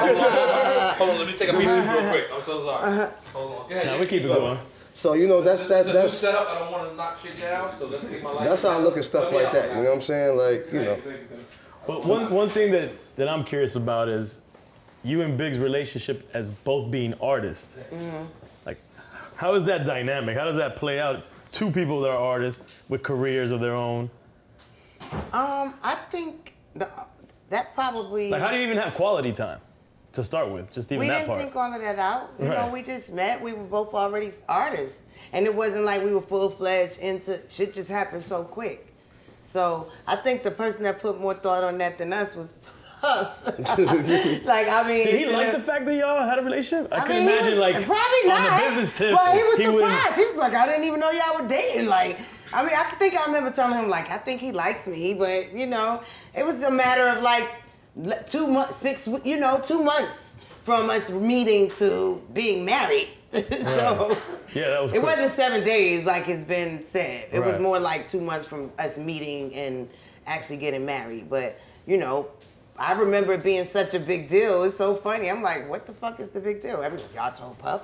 Y'all like we had to make this big old meeting and announce it to Puff. Like, bro, you are quick. Do you have a catheter? Yes, okay. I'm trying to keep the interview alive, brother. He just wanted his catheter. I hold my shit to his right hand tip.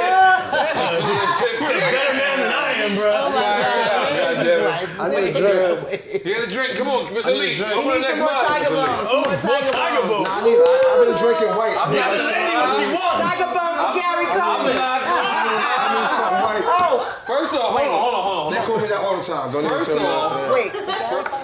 First off. We can hear you. No, I'm sorry. First off, I don't think there's no other guest who requested Tiger Bone. Cause that's what I want. Like, come on, give me. No, the big one, man. Come on, help me out. Leave that there. Like, come on, the big one. Pause. It's not. It's three fucking great people over here, man. I feel like he passed away, so rest in peace. I didn't No, mean that. Gary Coleman passed away? Oh yeah, 2010. Exactly, rest in peace. So I didn't mean that, but my son was on FaceTime with CZ. Different strokes. And CZ called my son Weird Al. Gary What up, Gary Coleman? Webster's still alive though. Right, she's still alive. Okay. But I don't want to Webster, bro. and not acknowledge. Nah, Webster not dead. Don't say that. Kill Webster, man. Emmanuel Lewis is his name. I seen Webster, Emmanuel Lewis on Collins sniffing ecstasy 2 weeks ago. Saw what with Callan. What cocaine has. 2 weeks ago. Him and Carlito was there. Has about to pull up the In picture. front of Nick's Cannonball. Damn, I was fucked up on that just now, man. I feel bad about that. Gary Coleman, man. I didn't know that. Nah, so you guys. Don't sound so disappointed, man. Yeah. But that was my guy. They compared me to him for a long time. No, he's like, oh no, he's still alive. Tough. Like he upset about it. So listen. There's quite a few people who had the craziest run in the music industry. Bad Boy Definitely. had one of the craziest one. At one point, if you didn't hear I think Puff, they had the longest run. if you didn't hear Puff, I like to Straight Da Vinci every now and then. Sorry. Oh my God, yo. That was your Santeria. Santeria. You know, it's usually be Creed. Usually be Creed that switched it to Da Vinci. But y'all niggas had the illest run. Y'all tours, y'all dice games must have been crazy. That was fun. Must have been like describe y'all first tour like as a Bad Boy family together. Let me tell you about mine. Okay. It was 2 years ago. What? She never been on none of What, them. the reunion tour? Yeah. Okay, now Part of hold my on. backstory, part of that whole. Okay, but hold on, let me stop I was in you. LA Now, when I was in the club and met Tupac. You didn't go they was because on that Bad Boy tour. Because you wanna know of why? Big's jealousy, or you didn't go because Me and Big was going through it, but on some other shit, you know, I still was about my money, and our career shit was very separate, you know. okay. And they wanted me to go on the tour, fucking saying it's promo. That mean free, my nigga. Right. You know what I'm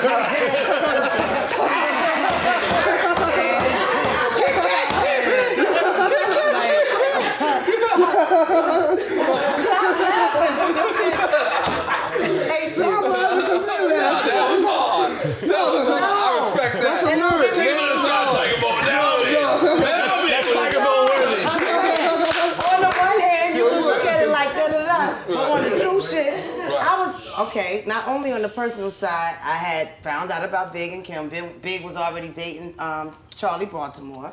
Damn, I thought you was gonna avoid this. So, no, listen. You thought what? You thought what happened? Nah, I that's thought you what was not gonna avoid She's gonna go that. everywhere. Well, no.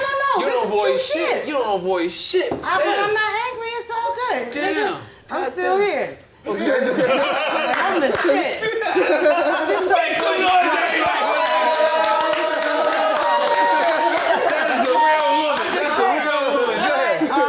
And I was doing shows like, you know, getting like, I want to say at the time I had maybe 2 singles out, but I had a gold. My album might even been gold, but I know I had 2 gold singles for sure. And maybe my album almost gold. I'm getting paid like $7,500 just to do 2 songs, 3 songs on a night. You know, maybe 75, 10 G's. Like, that was okay for me. Why am I gonna go on a tour for free and might have to fuck somebody up? You know what I mean? Like, I don't want to even be, this is me trying to be very not around that shit because I don't want to do that. You try to be grown. Right, exactly. Exactly. That sounds like a relax. That's one of those phrases. So I was like, hell nah, I ain't doing that. And I went to LA because this producer said he wanted to pay me to write songs for his group, which is who I was with in the club the night that I met Tupac when Tretch was with Tupac in the club. I was in LA because I was just trying to make money as a writer. Now this makes sense. Okay. And they was on the Bad Boy tour. So Pop was That's in the why I club didn't with go. Tretch. Tretch is Tretch from is- Jersey. I knew That's how they met. Right, I knew Tretch from Jersey. He used to be at Red House. So he was the one like, yo, my boy Pac want to meet you, da-da-da. So, I'm gonna be honest with you, right? Mm-hmm. I had met you. We got the Tiger Ball? Not me, that's for him. No, you okay? All right, cool. Yeah. I'll take one. So I had met you. Salute. Salute. All right, cool. You got a Tiger Ball? I'll too? take All one right, for Fizzy for the break. I had met you. Bing bong. Oh my God. Son of a bitch. And I knew the most lovable person With a you are. glass. I had met you in Justin's. Oh, wow. I met you in Justin's, and we were just there, and I had smelled like weed, He was like, you got weed? I was like, yeah. And I knew like the type of person you was. So when I revisited the picture, I was like, that picture was I didn't know him. I had just met him. Like, I could tell, after meeting you, I knew that picture I'm cool though. I'm cool with everybody. And that's not to excuse the fact that in hindsight. Yeah, I did. You know, I did. But, we were just on everything, just talking about this like last night. But you know, it's like, nigga, you know me, I told Big I met Pop. Like, I would avoid Big's calls sometime to that producer's house that I was working with, just on my little bullshit, you know. We did dumb shit. But then this time, I took it. I was happy to tell him, because I knew, like, Big did not want to believe that. I didn't know Pop, but I knew what he said about him, how he felt about him. Right. And so when he even had an inkling of, like, at that time, it wasn't confirmed, like, he really feel like that, but it was little shit. It wasn't no social, you know what I mean? Right. Like, I don't know if it was even so much direct shit at the time. It was, that article wasn't out, so I was happy, like, yo, I met your boy Pac, and he told me he liked my music and wanted to do a song with me. I'm thinking, Big was, he ain't say don't do it. He was like, you gonna do it? I was like, yeah. I gave him Mark's number, told him how much it's gonna be. And we say Mark Pitts. Yeah, he was he was Big's manager, so after a certain point, I let him be my manager. Because I didn't have a manager when I got signed. But, you know, it wasn't something that I was hiding. That's the point I'm making. Right. And my point was, if Big would have said don't do it, because we know Big he wasn't on the guard, and he probably was a little confused. Like, I don't think that's true, because there's no way he could think that. But you understood how he tried to use you as a casualty of the war. Absolutely, and not only him, but the thing is, at that time, I didn't even know the bigger situation. When I went to the studio with Pop, I didn't know he was signed to Death Row. I was on stage with Puff at that Source Awards when Suge said that. Wow. I was there on stage, but I didn't know what about that. She was I was on stage. I didn't know what the hell he was talking about. I had on like a champagne colored silk suit, Chris Webber, me and Puff. Yeah. I was clapping. I didn't know what I was confused and clapping at I didn't know what was going on. And even when I went in the studio, until I walked in the studio, I didn't know Pac was signed to Death Row. Right. Like, I immediately was like, oh shit. Like, I knew other people from just whatever I seen in the media. I saw probably, I don't remember, maybe a Danny Boy. Corrupt was there. You know what I mean? But I just started being the cool person I am, smoking with everybody, you know. Yep. I'm gonna get this hook done, but I felt a little weird because I just didn't know he was on Death Row. Right. And I knew that this guy who runs this label had just said some shit about the person that runs my label, even though I didn't know where it was coming from. Mm-hmm. And I didn't know where it was coming from for even for a few years after that, you know? Wow. Like, there's a whole backstory to all that has nothing to do with Big or Tupac. You know what I'm saying? So. Right. Wow. That's ill. So, okay, in the movie again, it says, again, I'm just alluding to the movie. This can be false. But Big hears about it. And me, as being a man that loves my wife, I can relate. We was just talking about that scene too. Furious. No, that happened. Right. Big, I think what happened was that it was like, I don't know what magazine, it may have been Vibe, it may have been Source, one of those, or may have been New York something, Rolling Stone. But there was an article, and this is this is after me going to the studio with Tupac. But again, there was no... That record never came out, right? I don't know. I've heard it before, but I don't know. Okay. I don't know whether it was just it's online, but I don't know if it was on the actual Death Row release or something like a... No, it's probably not. Well, it was never approved, so it would have never got cleared. I think they put it out with the girl Jewel singing it.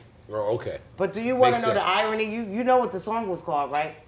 Wonder Why They Call You Bitch.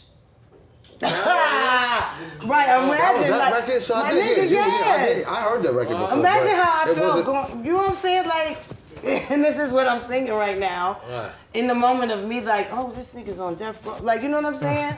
Right.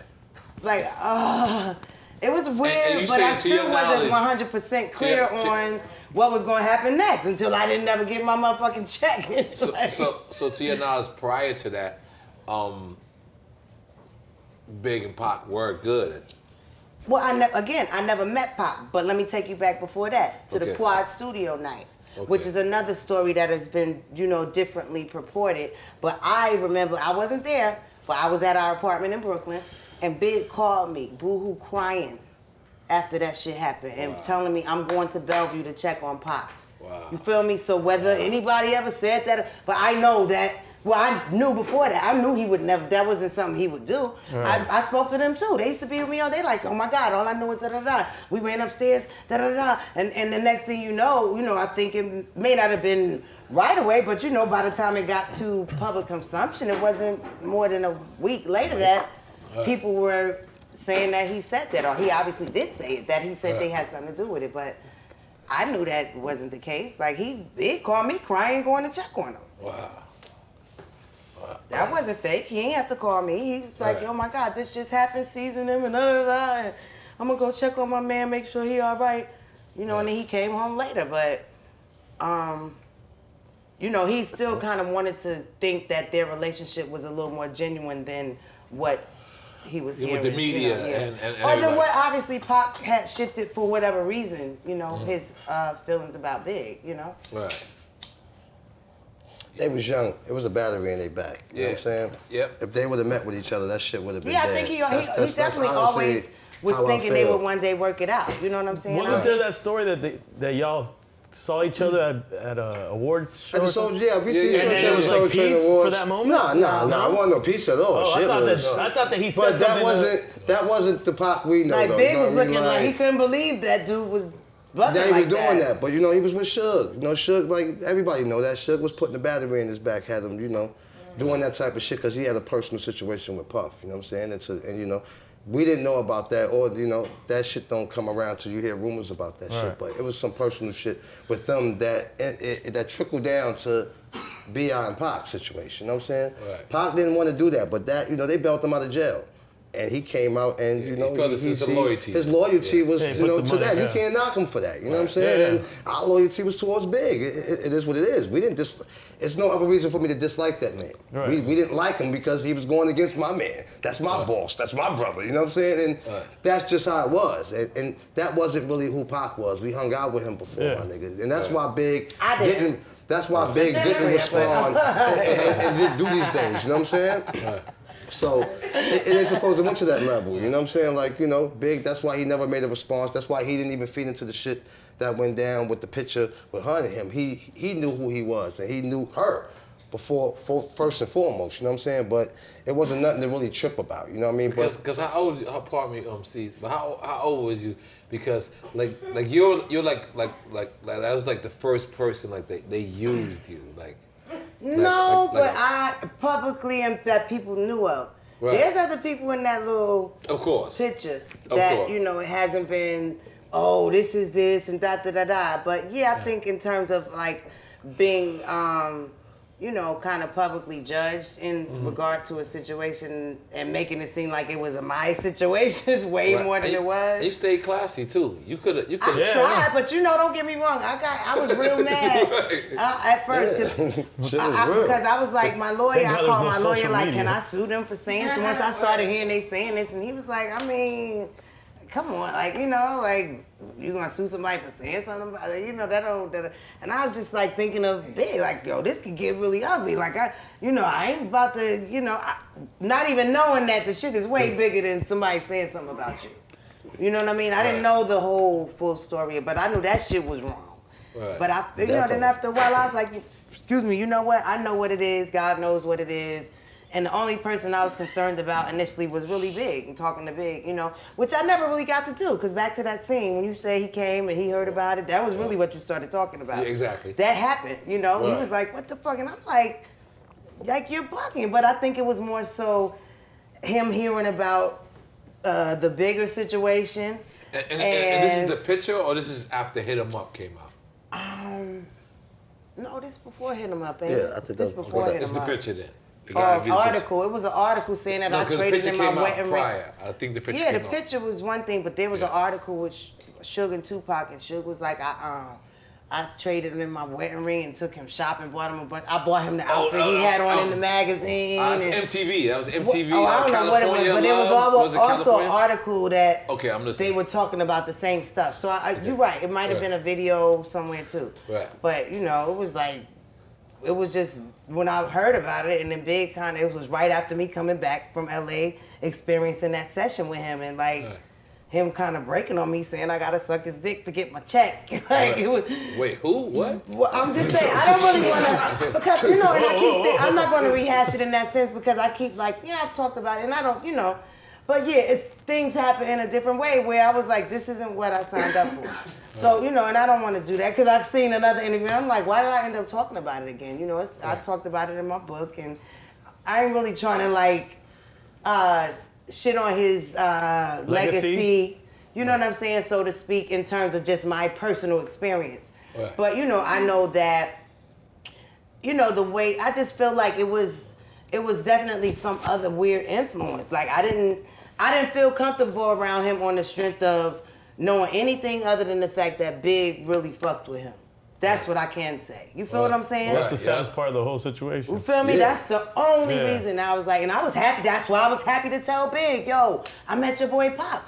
If I'm trying to fuck with this nigga, why am I gonna tell you, my husband, who's definitely about to not trying to see me with no other nigga? You know what I'm saying? Right. Like Big, Real shit. Which is why I was so offended when he had the nerve to be out with it. Like, nigga, what? You'll fucking kill me if I was trying to. You know what I mean? Like. So it was just weird. It was just all very quick and it was just weird, But I think the fact that when Pac kind of used you, I think that went against everybody from then on out. Now when Jay tried to kind of pull the same thing, it backfired on him on Ether. Right. Just now, Drake kind of tried to do the same thing, and it backfired on him. Because those kind of like cheap shots, you're not supposed to do that. Right. Yeah. Certain things, like if you're a real guy, you don't involve other people, my nigga. My situation is with you. Right. That's why Big didn't. I'm not gonna respond. I think that was an easy one though. But that was an easy one because I did go in the studio. Right. Whether people understand the fact that I just didn't know certain, I ain't looking for no sympathy, but I know what it really was. Yeah. I was out there to get money. Like nigga, that'll be 20 G's.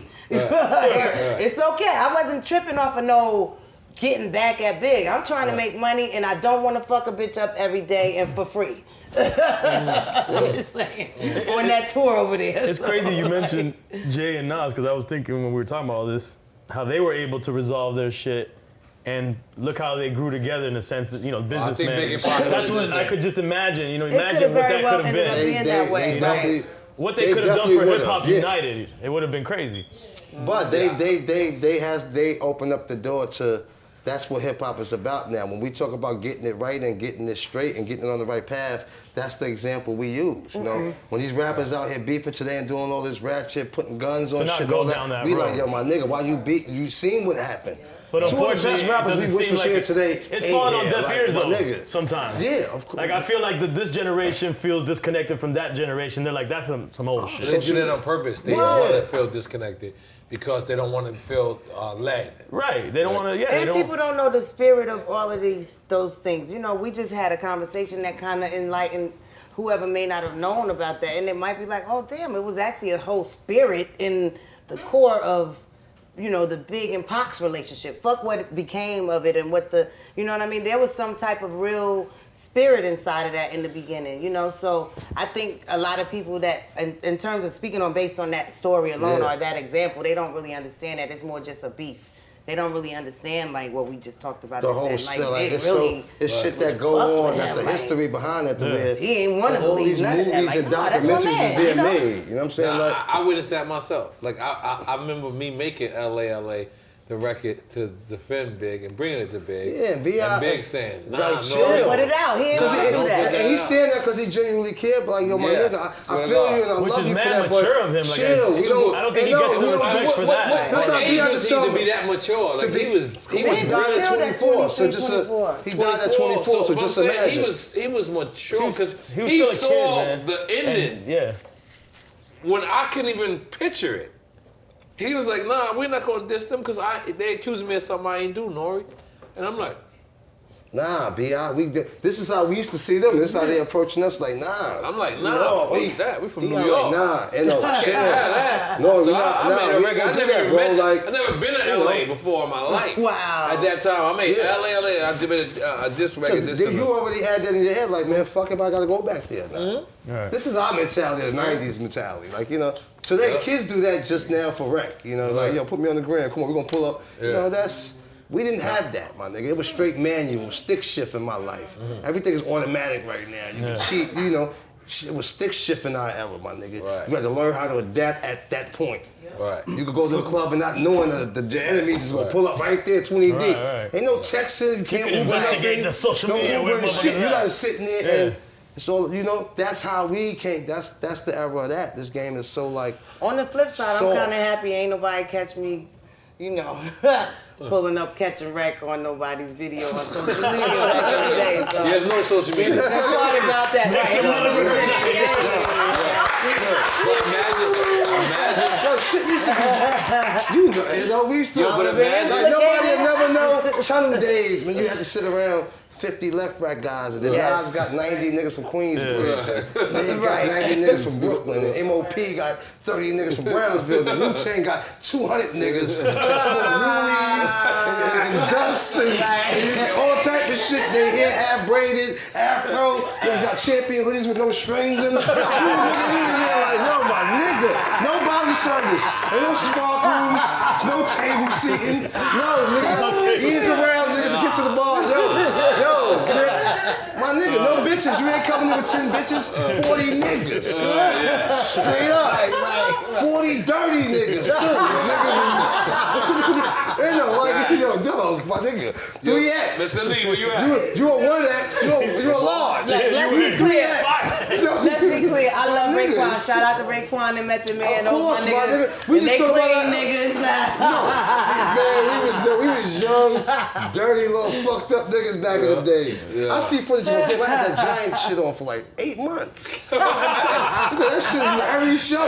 You should just wake up and just put it almost on the side of your bed. What that shit at? Definitely not taking nothing to the cleaner. This is the night. Come on, my nigga. We did album covers and the shit that we have stylists. Nowadays, people bring you your shoes, your shirt, your shit lined up. Yeah, back in the days, man, your man's gonna iron your shit for you, man. The back of the shoes out. Remember Big cut the back of the shoes out? What was that part of the movie where he had 2 size 13s that was That's what I just said. The 2 left? Big had these the Gators, right? And you know they was a 12. He went 13s. But you know they probably run a little smaller in the Gator joint, and the shits was too tight, and they ain't had no other options. He cut the back of the shoes and made them slides. He cut the back of the Maori Gators and slid himself up in there and performed on the Source Awards like but you couldn't see because the pants was long. That nigga made him some fucking slide-ins and cut the whole back out. And he did Soul Train on the back of the shoes. That was Soul Train shit, the white Gators. It shit didn't fit. He like, yo, let me just walk like slippers. Let me just cut the shits off in the back. It's too tight. He ain't moved too much. He was sitting one spot. He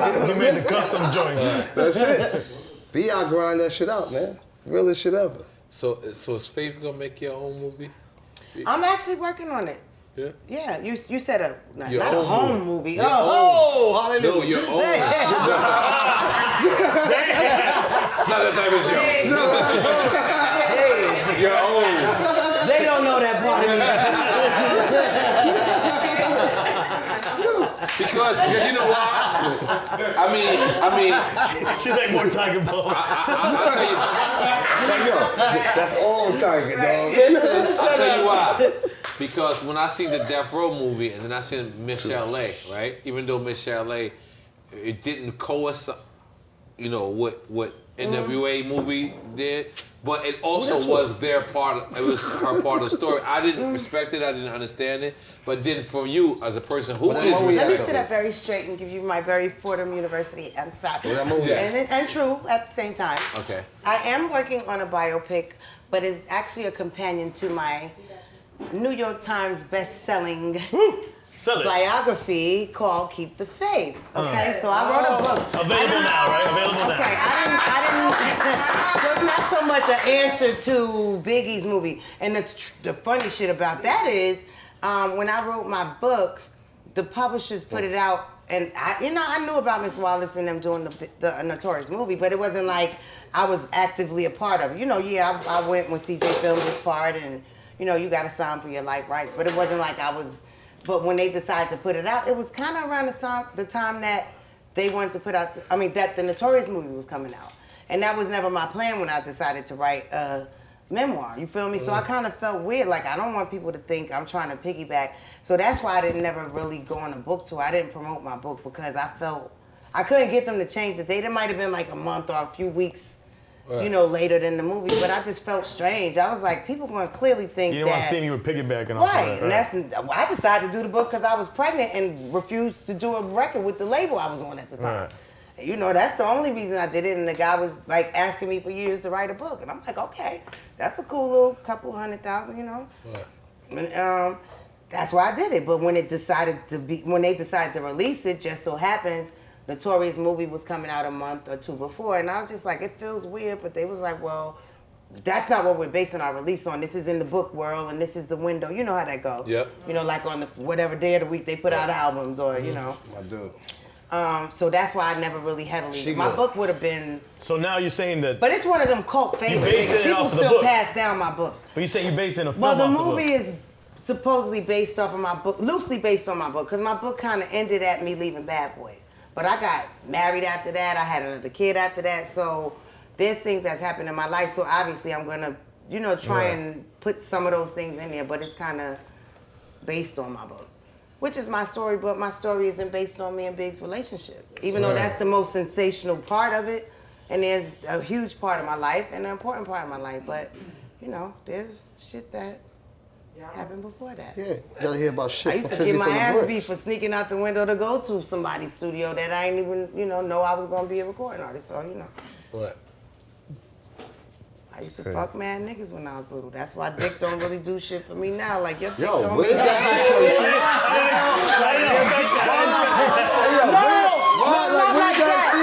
Wait, that came out. That totally, I don't know how. Wait, let me rephrase that. Let me rephrase. How you wanted that to come out?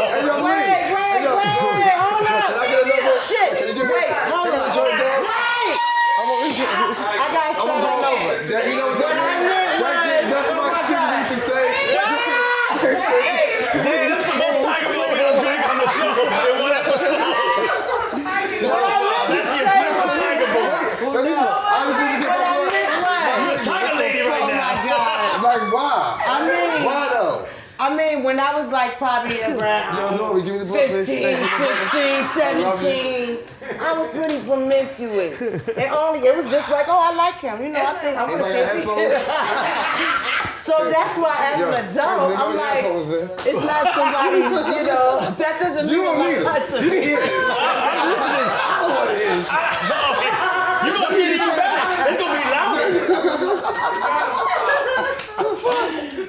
I'm like Miss Willie. My homeboy, man. Lil Yachty. Y'all really took that the wrong way. Stop. You said it the wrong way. I did. But you have every right to say it. Why not? But I corrected it. Did I correct it? Nobody wants to hear my correction. Why you can't say that though? You can say that. She can't say. Well, I did, but it didn't mean. It came out like that's just what I wanted to do. No, I was singing and shit. Look, you was getting straight at. You was out there living your life, your best life. A bitch was at the top of the class. Obviously, you was like at another one. On the road. I was maneuvering. Tiger bone. We just didn't expect that. Only point I was trying to make is that has never been something that has driven me in terms, like, cause we was just talking about how people like, certain people be coming on to him when we be out, and I'm like, oh my God, why she think, like, you don't have a label, like, so she wants to fuck you because she thinks she's gonna be on. But we know that's kind of like how this culture is a lot. Right. I'm like, I got that out the way when I was a teenager. I ain't chill. I'm trying to get this money. You know what I'm saying? You high-five that shit too. I'm saying. You know he's loving that shit. I love it. I do. I'm trying to get out my shit now, man. I do. I think that was awesome. Don't tell my mother nothing. Don't worry, we won't tell her. Hopefully she's not watching. Hopefully she's not. She knows. This is why I hang out with. This is why we, Where's your shot at, Steve? Where's your shot? Oh my God. I got some champagne. That's a lie, You Steve. cannot take champagne Oh, with I a mean Tiger another Ball. one. Why though? Come on, Gary. The Tiger Ball. You got Tiger Ball. That's his last shot. Let's I go. got one. I'm I'm taking this one for the brick. Just for that last one. my That God. last one was hard. I'll take one for that. Oh my God. I said, I don't want no more, man. I don't want no more of that. Oh shit. That's Y'all tough. not. If y'all take one more, I'll do it. I will. What the hell? What the hell? Hey, hey. Hey, yo, man. Yo, what's up? Yo, Lee. She's using our tactics against us, man. Chestnut checkers. Wow. Yo, yeah, let me tell you something. I've actually never got this text before in my life. What happened? What happened? Especially for the last 2.5 years. Elliot Wilson just texted me and said, good interview with Push. Nice. You guys were focused. We were focused, man. But you know what? I don't think we were any more focused than we've ever been. I just think Well, you know, sometimes I agree with you, but at the same token, I would like to thank Elliot Wilson for No, that's great. No, that's awesome. Big U and YN, and I will also because I did take that part of B-Dot's when B-Dot like You did mention that, yeah. yeah, because so many people were like Pusha did this phenomenal body of work, went out here and everybody asking him about Drake, like fuck that, let's talk about your body of work. So I just sorry, just had a moment of clarity. But Faith, Yes. you gotta be like the realest woman. The realest person. Sorry. I'm not sorry for you feeling that way, No. but I'm sorry for anything that people. Because no, honestly, I know I get real. I mean, I'm comfortable. No. And this is me all the time. But No, let I me realized just- I forgot the cameras was there sometimes. So. No, it's For okay. that 1.5 No, but let me just say I'm just something. saying, like, I would have said that shit to y'all if I was rolling y'all. Like, yo, nigga, You didn't stutter. You didn't stutter at all. No, but that's why. Yo, that's I be why. like, yo, nigga, he be like, yo, you just sunned me real quick like a nigga. I be like, yo, nigga, come on, yo. No, but that's why, like, I always defended you with the picture was because I know you, like, and I know, like, you're a lovable person. That's just like, your energy, That's just yeah. her energy. Your energy is just like, I kid you not, I met you in Justin's one day, and I stood there and I gave you a hug or something. Like, you know how people, like, you know, I'm Spanish, so when we give people, you know, we kiss you on the side of their cheek, and I guess you must have smelled Muslim oil and mad marijuana. You was like, nigga, you got mad weed from Rita? And I was like, what did I just say? Marijuana? I just made that up. That came out wrong. It came out wrong. You know what I mean? New drink champs term. You know what I mean? He's making his own And I shit was up. like, yo, you know, I got you. And we came outside. We probably smoked. We came outside, smoked, and you were so lovable. And I was just like, and it made me think back on that picture. I said, that shit, it has nothing to do with us. She was Many caught times that happens in the industry, man. Like, You take pictures with people. knew you. Yeah, absolutely. It ain't got nothing to do with nobody's situation. It ain't nothing to me. Right. Especially when it's a female, too. We not looking Well, at it I mean, like and it's funny because that picture was the very first time I met him. You feel me? Right. Somebody may have seen the picture and thought we had hung out several times. That's the first time I met him, only because Chuck said, hey, Tupac want to meet you. And you know why? You looked a you know, little high. whatever. You looked a little high. I was definitely- but I Yeah, know definitely. you smoke. Yeah, we can see she was probably I know that. Like, you know And what I'm saying? So I know the that. Mafia, wasn't that? Right. Didn't I do the Mafia song? I feel like I did. It was high, but it might have been like to the side. leaning. It was It might have been leaning. an E. It was supposed to be a... So let me ask you something. Is there anything, if you could do over in this game, what would be the one thing that you would want to do over? That's an unfair question to say. One thing you want to be, because I did a song and it goes, and it's kind of a general. You know what? I'm not, Stop. Why you laughing? Because you're about to go into your shit. I was just laughing. Y'all know she's just throwing shit off the head. I don't know what's coming, so I'm just. You know I'm quick on my feet. Yeah, quick on your feet. Nah. But it's like, okay, in 2005, I came out with my album on Capitol. That was my first deal after I left Bad Boy. Just so happened, I got arrested with my ex-husband. And niggas was saying I was a crackhead. Damn, together, Bonnie and Clyde style? Not quite. See what I said? I just What? nothing. No, finish. Go ahead. No, go ahead. Say what you said. Nothing. Anyway. I'm about to go hang out with Lee. Shit getting crazy. Yeah. I'm not even gonna go there. Nonetheless, I came out with my album on my new label after leaving Bad Boy, and it was like, okay, this is the first record you got, but you just got arrested, even though your arrest was a little purported. And anyway, but people was basically saying like, I had to be in rehab for crack. It was like some real bullshit. Like, anyway, the real story, I picked my husband up from the airport. They checked his luggage. They found a cigarette case with a joint. And, something that they said was either ecstasy or cocaine, but they never sent to a lab. But I happened to be the driver, and I happened to be the one that was a famous person, and he happened to not say, hey, that was just mine. So I happened to have to go down. And it's all good, because, I'm you know what I mean? But anyway, I still got to be the one to get both of us out. You feel me? So why not? Anyway, point I'm making is, I made this record, and I was like, I got this deal, this is my first single. So the hook goes, if I had to do it all again, I wouldn't take away the rain, 'cause I know it made me who I am. So basically, a lot of shit happened That's the wrong key. I'll blow that shit again. It's so much stuff that, had I known, and I would, but I'm really not mad, because even sometimes I be like, people think that I'm this like gangster. I guess I am in the way of, I don't like nobody to play me, but I'm not like some bitch that like to fight and like, all my cousins, look, all my life.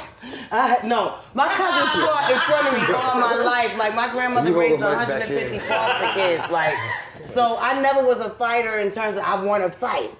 But I was in the industry as that was a new thing, and I'm from the church. I just said I ain't never want nobody to think shit was sweet, so I kind of had some extra life. I feel like you were snubbing bitches and saying, I'm from the church. I ain't say nothing. I ain't saying nothing. It's like knock knock, who's there? But What happened to the horn? The horn is tight. The horn got hurt by that shit. But sometimes I be like, I don't really like the fact that people think that way of me, because I'm such a What do you mean? I'm saying the fact that I'm just cool. I really Cool as actually shit. meet people, help people. Like, oh shit, let me connect you. I don't want to be your nothing.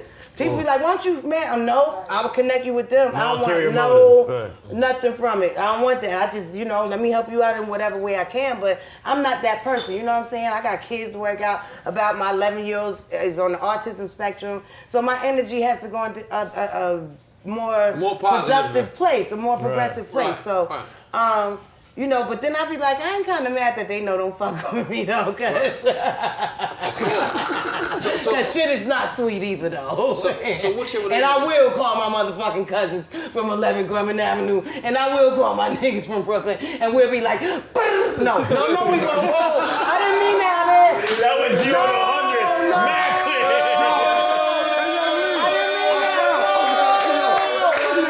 I didn't mean that with a gun. I just meant like it meant like without weapons. We don't be got no weapons. Okay. Shoot tiger boat at them. We don't be got no weapons. And there was only one. It's only one. So I'm gonna have another one. Oh no. Gun? Oh, we talking about children. What we talking about? Another what? Another shot of tiger. Oh, man. You guys are ridiculous right now, man. Shout out to all the ladies in the house. Hey. Yo, honestly, this is the most Tiger Bone that we've drank in one episode. This is a new bottle. I promise you. I mean, first with one this many people. Okay. Like, if we Shout had out to Branson. Yo, remember we was loaded on the Tiger Bone? No, he had us loaded on that Tiger. Yo. Oh, Branson was on the Tiger Bone? That's my first time hitting it. I hit it with N.O.R.E. the first time there. That's the first time I had Tiger Bone. We was there with Chico that night? Yo, you don't remember? Whispering doesn't work, FYI. No, we not. The mic's right. The mic is right here, but I don't necessarily. Remember we was. You don't remember? We was up there with Chico. It was me, you, Chico. Bang wasn't around.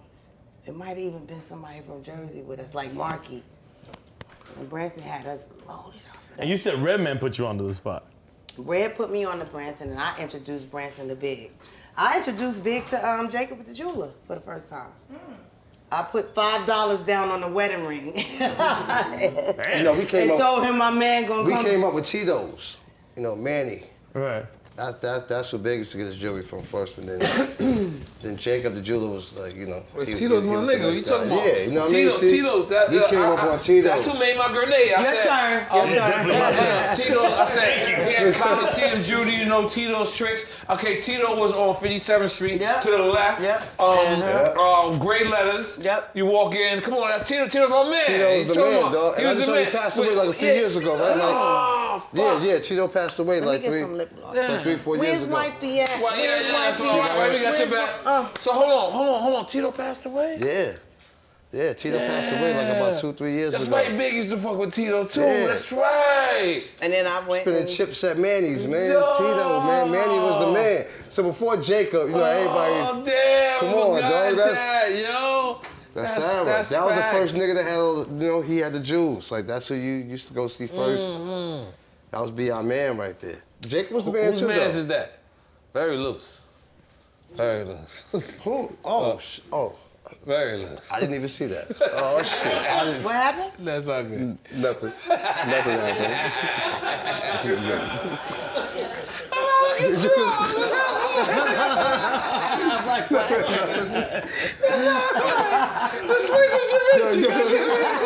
Where's the fucking horn? Fucking blow the whistle. Shit, blow the fool. All right, cool. I got more joints too. Blow the horn or some shit. Oh yeah, no, like. this look at your bit horn. It's not working. Give me that shit. Oh, a little bit. You smoke my dick. No, come Toast on. another one, She's man. full. What do you please. mean? Okay. You just gotta push her down with You some want one, sis? You want one, sis? Just in case. You got another one, just in case. Thank you. So this is Drink Champs, and Drink Champs, we celebrate our legends. We celebrate our people who's been here, and it's just because there is no other platform, other format, any other thing that's like this, because these people, they want to write us off. Every time we have a little bit of years. Why do you think that's only in our culture? Why is that only in our culture? Is that a hip hop thing? Is it a black and Latino thing? I think so. I don't know that it is. I think mean, so. who said that that's documented? It is only. I mean, No, in hip hop, it's documented. What was the question? In hip hop, 100%. After you have 10 years, you are OG. And OG is another word now of it's saying. less. It's like Well, 5 years. Yeah, I'm saying Yeah, old like the way They nigga. calling Yeah. Kendrick an OG now. Oh, they you know? saying that OG Yeah, is like another they- word of calling you an old nigga. Yeah, right now. like my nigga, like yo, like we respect you because of this. I had a record. Not I because said, you're making dope Yeah, music. OG was Sometimes they something respect you that 'cause you you're heard. an Now OG. it's I like, got a record that said sometimes they slight. call you OG, but they don't really mean it. They just calling you old. But you don't really see it. Yeah, no, that's facts. And that's real shit. Like, Because we look at it like it's respect, but then at the same Yeah, time, but you it's tell a me, slight. No, it's a nigga, slight. you old. I respect you because you're still right here, Right. you're still rocking, you still, but you know. you old. You the old. It's homie. that, yeah. Right. I get that. It's like, nah, nigga, when people say you're a legend or you're things like that, that's kind of niggas already sending you farewell. Like, yeah, Right. my nigga. They saying you. We respect No, you. come on. No, it's true. You're No. using certain words. You're using different I'm words. just to saying say that's how I think. That's Legend just doesn't my- mean farewell. no, it doesn't mean No, It's the way people use it. The way people see it. I'm talking about the way people use it. Like, yo, my nigga, I fuck with you. You legendary. OG and legend is two different motherfucking things. Let's be clear. I'm just saying, Stop I'm talking about the people use it. This is how these younger generations how they use it. You know, that little young nigga wants you to do a song. He like, yo, he'll call you an OG and a legend at the same time to get that record done. You could be OG, come on, my nigga, you do this record. You're a legend. You know, it's kind of like it means the same to me. So I don't look at it. No, it's definitely not the same thing. Legend means you have to have established a legacy. Yeah, you have to have a legacy. Of something. Whether it's a good or bad, whether fucking, you know what I mean? That means somebody paid attention to certain steps, like dink and a dink, nigga. Like, OG is that you survive for a certain amount of time. That's when you an OG. Because that's what that's supposed to be. Or just you came from a certain time. Right. You feel me? And you still here. You maintain it. Legend means you have a legacy of doing something. Of doing something. Nah, but the way people say it, I think. I know they don't really. That's the way the kids say it today. In the streets. I don't like that. I don't think that of me. You know what I'm saying? I was no, but I understand when they bigging me up, and I understand when they kind of play me. It's like that's what they. You like says you're done. We're not OG. That's how I take it.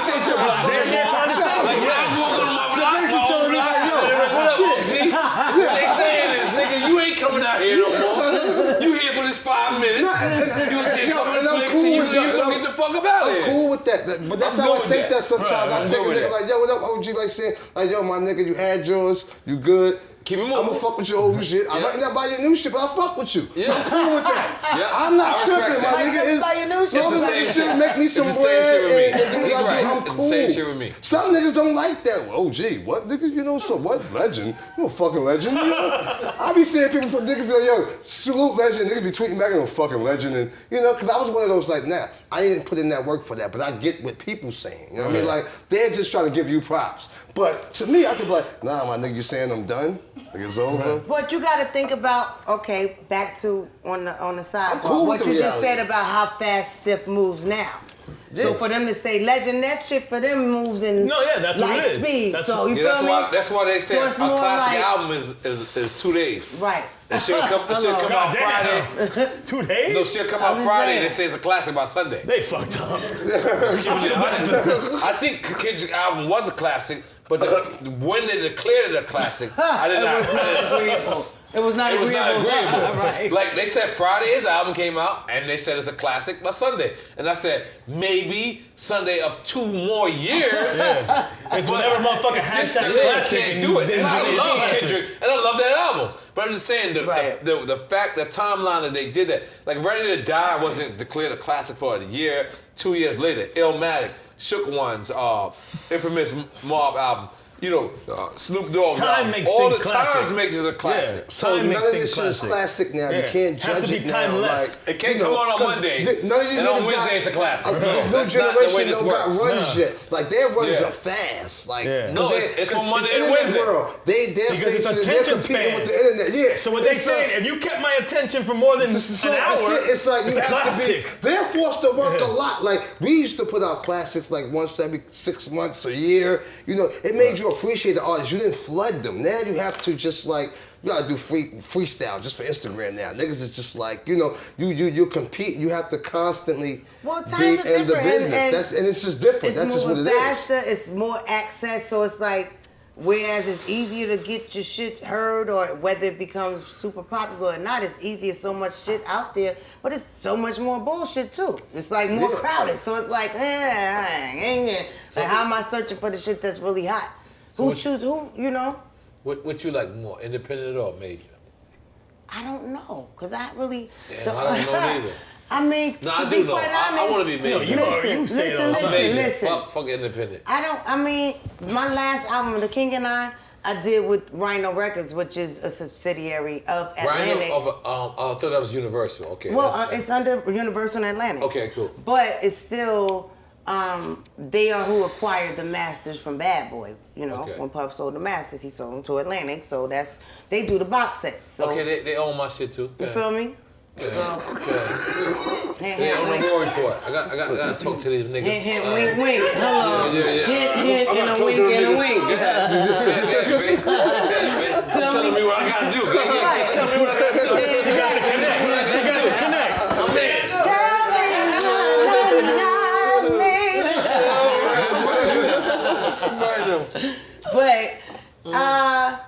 know, that was a situation of them acquiring the masters. What the fuck was the point I was making in the first fucking play? What you said before? Indie versus major. Bam. Indie versus so their major label. Don't hit me, please. But the outcome, bam. I got a mean shoulder game too. And you know what the crazy shit about you? You always gonna be little bro. You're never gonna grow out of being little bro. Like forever, you're gonna always be little bro. Like that's what I do. I just you gotta be little bro for the rest of your life. Wait, can I get a Okay, we doing rose and one shot of Tiger Bone. You promised us one first. shot. Okay. We're gonna talk a little more, and then we're gonna do the Tiger. I'm not gonna lie. Damn. How much longer we got? I ain't been in the gym. Time check. We don't have no time. All right. This shit just be. This is. All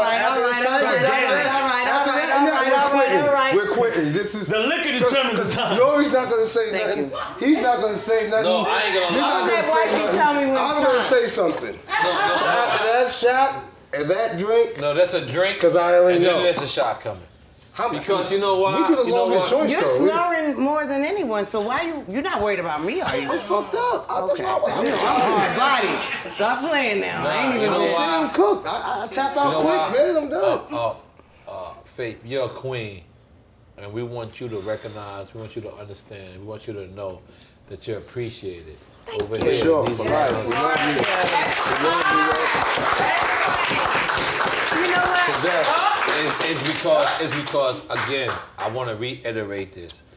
Our generation, our legacy, our people, we forget to big up our own people. We will big up, everything else. And I just looked at Ancestry.com, and since Wakanda came out, since Black Panther came out, we all want to go, research our fucking roots. Everybody want to be from Wakanda right now. Shit is real. I want to be from Wakanda, nigga. I was gonna say, like, we don't make it exist. This is what we gotta do. We gotta continue to big each other up because to me, it's not about a race. To me, it's not about being black, white, Latino, or whatever. To me, it's about being hip hop. Sometimes hip hop is our nationality. Sometimes hip hop is our culture. If we all sit together and we all love the same artist. Right. That transcends. Transcends. Oh, yeah. Color. Well, love in general transcends. Just love. Love. That's your real. love of whatever. Your love of someone's spirit. Your love of music. Your love of someone's personality. That's your real. love is love. Period. That transcends. Genuine Yeah, shit, music plays into that, but that lets you know how much of music, and the positive sides of it is a part of love. You feel me? I'm saying it's just like all about energy, and I'm not no deep ass bitch. I mean, not like that. No blaspheme. I love the Lord. I grew up in church, but it's not so much about the Bible specifically. I'm just like I like the energy. I like to feel good. I like to make people feel. I'm not a negative bitch. I don't want no problems. But don't fuck with me either though. But I'm just saying. Don't try and play me. Just in case. You can fuck with me and I'll be like, okay, have a great day. You know what I mean? But I'm just saying, Why shit we just left you? You gonna be bruised up after this. Why? And the shit was just like, I was about to come with my shit after that. You can't come after that now. It's Like, really about, where you went? You turn crazy. And y'all not gonna say that. Yeah, that's it. No, we love this. You ain't let This me is what we finish. do. I was on a good I path. didn't say that. I was on a Y'all good stop path. messing with me. I had a whole story, my nigga. You ain't even let me I'm ready for the headlock on you. It's all right. It's all right. He don't want it. We got one more He do shot. not want it. Yo, it's gotta be one more. I'm not. That's it. That's it. It's my quota. Who even asked for this shot? I Okay. My bad. did. Since you ain't let me finish my story, but Yeah. anyway. No, my bad. I'm It's not all gonna about lie. good You scared the energy. This horn works like Sonny's kids. They don't exist. I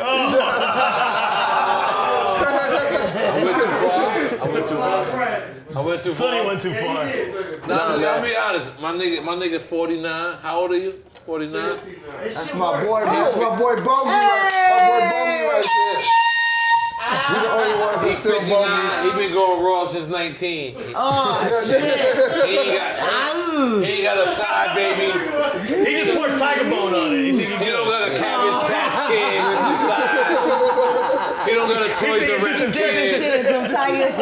listen. That's my guy though, man. He don't got a Cabbage Patch kid, a Toys R Us kid. Take it with On Lee. the side. Lee, My buddy. Oh shit. I want to silhouette, Lee. Yo, y'all is fucking crazy. Lee, I'm not I drinking just keep it Tiger every Bomb. day. You gotta have one more Sometimes shot. you gotta tell your boy this shit don't work. If I'ma You die. gotta relax. I just want a very slight shot, like. And I'm all right. I maintain. Like I balance myself very good today. On this I'm not really. Usually I'm Let not me right just side. say, I'm trying to get to that. Yo, y'all need to make a thermometer for the N.O.R.E level, because I'm trying to get to the N.O.R.E level. N.O.R.E is my best interview y'all had. No, you gotta Shout out to get my a little nigga shot, take a ball. N.O.R.E, Little bit. Give him a I little got bit. one, I got one, No, it's I got all one. four. He still got one. No, you didn't drink that one. Last time. No. I drunk the last one. I'm not gonna punk out. I'm This is to you. thank you. Salute, Queen. Now. Salute, Queen. Love you, Fizzy. Happy birthday. Her birthday just passed. Happy birthday. Gemini season. Yes, sir. It's still a birthday. I'll be honest. Oh, wow. Social Waters on deck. I'll be honest. We got gifts. Oh, Social Waters on deck. We got gifts. Oh yeah, we do got. So hold on. Right? We got gifts though, but let the tiger settle. Yeah, I gotta let it tell. All right, we got gifts here. Here we go. Faye, here you go. Drink Champs merch right Oh, here for you. thank you. Yeah, somebody took my 2 shirts from last time. Huh? Somebody Oh, took no, my that's 2 actually shirts. that's my diamond. That's an extra. I just threw that in. That was I give her that Let's knowledge. do it. Let's do it. Give it another. Give it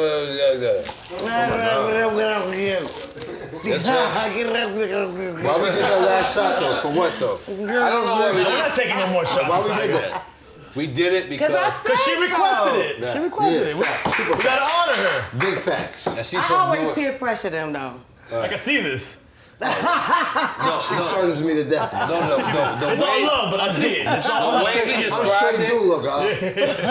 The way he That's described it. CJ though. I'm I'm really doula. a sis, but I'm saying. My whole fan, I'm doula, my nigga. That's family right there. You That's can how it's tell. supposed to be, Yeah. though. You know what I mean? For sure. Like, you know. I look out for you all the time. All the time. You hold me down too. Okay. Okay, let me ask y'all a question, We right? moving K Solo right now, just me and you. Let me ask Right, y'all we a out question. here dolo, for real. K For real. Solo, nobody. Okay, so let me ask y'all a None. question. Got our I own just car. said it's my birthday. I want to have just freedom. My son is with his dad for a week. Fuck everything. We're going to Miami. I got a little horse on No, And Leo be the one like, I'm down. Like, fuck it, I'm down. So look, We been rolling like 2 niggas. Like, we just niggas teams. we're seeing Unsolved. We're seeing a Notorious movie. We're seeing through Tupac movie. We're seeing the Johnny Depp even got a piece in this. That's crazy. When is the C's Faith story? We were just talking about that. My movie is, I actually, it's not a feature film, but I am in a deal with Viacom. And, That's That's huge. BET. That's a lot of MTV. money. Yeah, that's a lot of VH1, yeah, you VH1, know, that's a lot of money. to do a picture based on what we were talking about before we had the PP on my book, remember? Mm-hmm. It's based on my book. remember? Yeah, before you had the PP. Yeah. But anyway, yeah, it's coming out soon, but I've just kind of, I don't know, I wasn't so sure about it for so long. Because I'm like, I'm not really pressed like that, you know. But because if it No, ain't but gonna so many be, other people if it ain't told your gonna really story. be, but they ain't tell my story. They told whatever they told. My story is my fucking story. Right. Exactly. Nobody can tell my story but me. But my part of my life and story has been depicted in other people's Exactly. stories. Right. Some accurately, some not so accurately. But you know, I just was kind of toying with it, but I think it's gonna come out good. You know, I'm like very careful about stuff like that. If it ain't gonna be right, it ain't gonna be right. It's not like that ain't gonna make a difference in my life to do a movie that ain't really completely a true story, just to say I had a movie on TV. Right. You know what I'm saying? Like, who the fuck cares? If that's the case, I'd have done a reality show, you know, a long time ago. That's, you know, like, there's certain things I'm just like, that don't make sense for me. Like, that ain't real shit. Right. Like, my real shit is actually right now the shit y'all just heard. Like, Right, this is a little more closer to, you know what I mean? Shit. God damn it. God damn it. I'm into this, man. I'm into this. This real shit, man. You know what? Because you know why? That's facts. We get to hear the stories from sidelines, so to hear it, you know, from you to see you, you know. First off, so beautiful, so coming back to life, Thank you. so put together. We want to big that up. We want to salute that. We want to, you know what I mean? Yeah, that's right. Goddamn. I ain't gonna lie. I don't know who you is. You're very vulnerable right now. You're very soprano on my alto. So really, after all the things you've done in your life, really, what's next? Like, really, what do you want to do next? Like, well, music is always going to be a great part of my life, and like you were saying, you still love the game. It's not so much that. I've never lost a love for creating great music, whether it's popular, whether niggas is really buying it. Like, I really get off. I know I'm good at that shit. I go in the booth and I'm the truth. I'm just saying. No. And then you might not hear it. Like, somebody was like, I never heard this song. Like, nigga, yeah, it was on my couple of independent projects, but you know, it's like, that's not why I do it. Right. It's like I have a gift for that, but I've also been blessed to understand and use my acumen to do other things. Like, you're doing this thing, you know what I'm saying? You extend your life in other ways. Like, I was a creator and executive producer of R&B Divas, you know what I'm saying? A show a reality show, correct? Right, that, you know, although after the first season, they kind of shifted the creative spirit of it. But, you know, it was a notch under my belt, you know what I'm saying, in that lane. So, you know, I'm always pitching stuff in the TV world, too. So, you know, I'm just trying to, like, do the stuff that I can do that makes sense for me. Okay. You know what I'm saying? And that, of course, makes money, but the money has to make sense. Because all money don't make sense. So, I know you said that you and Kim patched it up after Big died. I didn't say that. Okay. What I did say was my bad. any ill feelings that I had toward Kim or beef, that what the fuck I'm gonna be mad at you for if he's dead. Right. But not until I decided to do the King and I album was I able to really.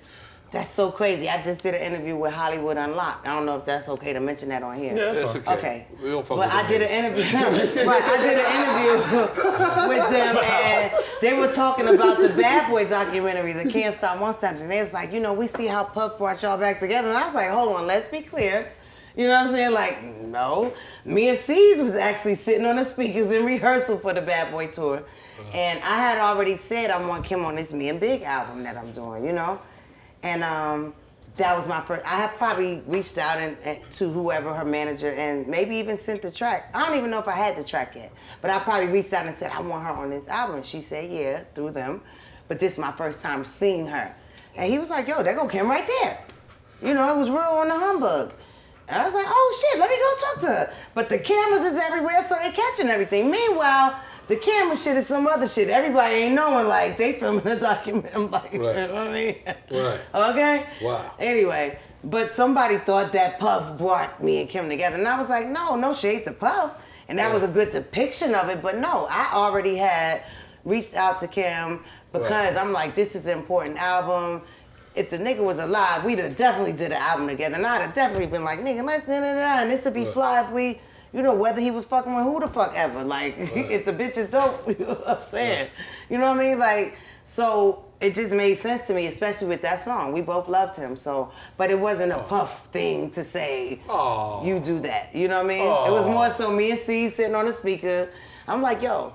He's like, yo, you saw Kim? I'm like, no, where's she at? He's like, she right there. I was like, oh shit, let me go talk to her. So the camera saw that. So they put it, you know, not saying they made it up and said that in the documentary, but people took it like that was the moment that, you know, but it wasn't like that. It was more so that's just the shit that I'm on. You know what I mean? I'm not really tripping like that. Goddamn, grown woman. That's what I am. Come on. In harmony. That's right. I got one that works now. Look, she's like EFN right right now. That's who you be. I swear to God, everything you do. Wait, my shit is dead. I gotta ask this. C's cover your ears. C's cover your ears. Here we go. Here, knock yourself out. She hoarse. All right. She real hoarse. All right, stop. I'm sorry. No, I don't care. C's cover your ears. I am. Let's ask this before we leave. Okay. What happened? What the fuck? Like, yo. Because this is like a big question. Why he gotta cover his ears? This is a big question. Oh wait, I want to hear this shit. Yeah. Let me fucking uncover mine. It's a big question in Drink What Champ. the fuck? Did Big eat ass? Ooh. Yeah, I guess that depends on who you ask. Oh, I don't know. I'm just saying. Baby wasn't ready for that answer. He ate mine a few times. I might have ate his back. She reciprocated. I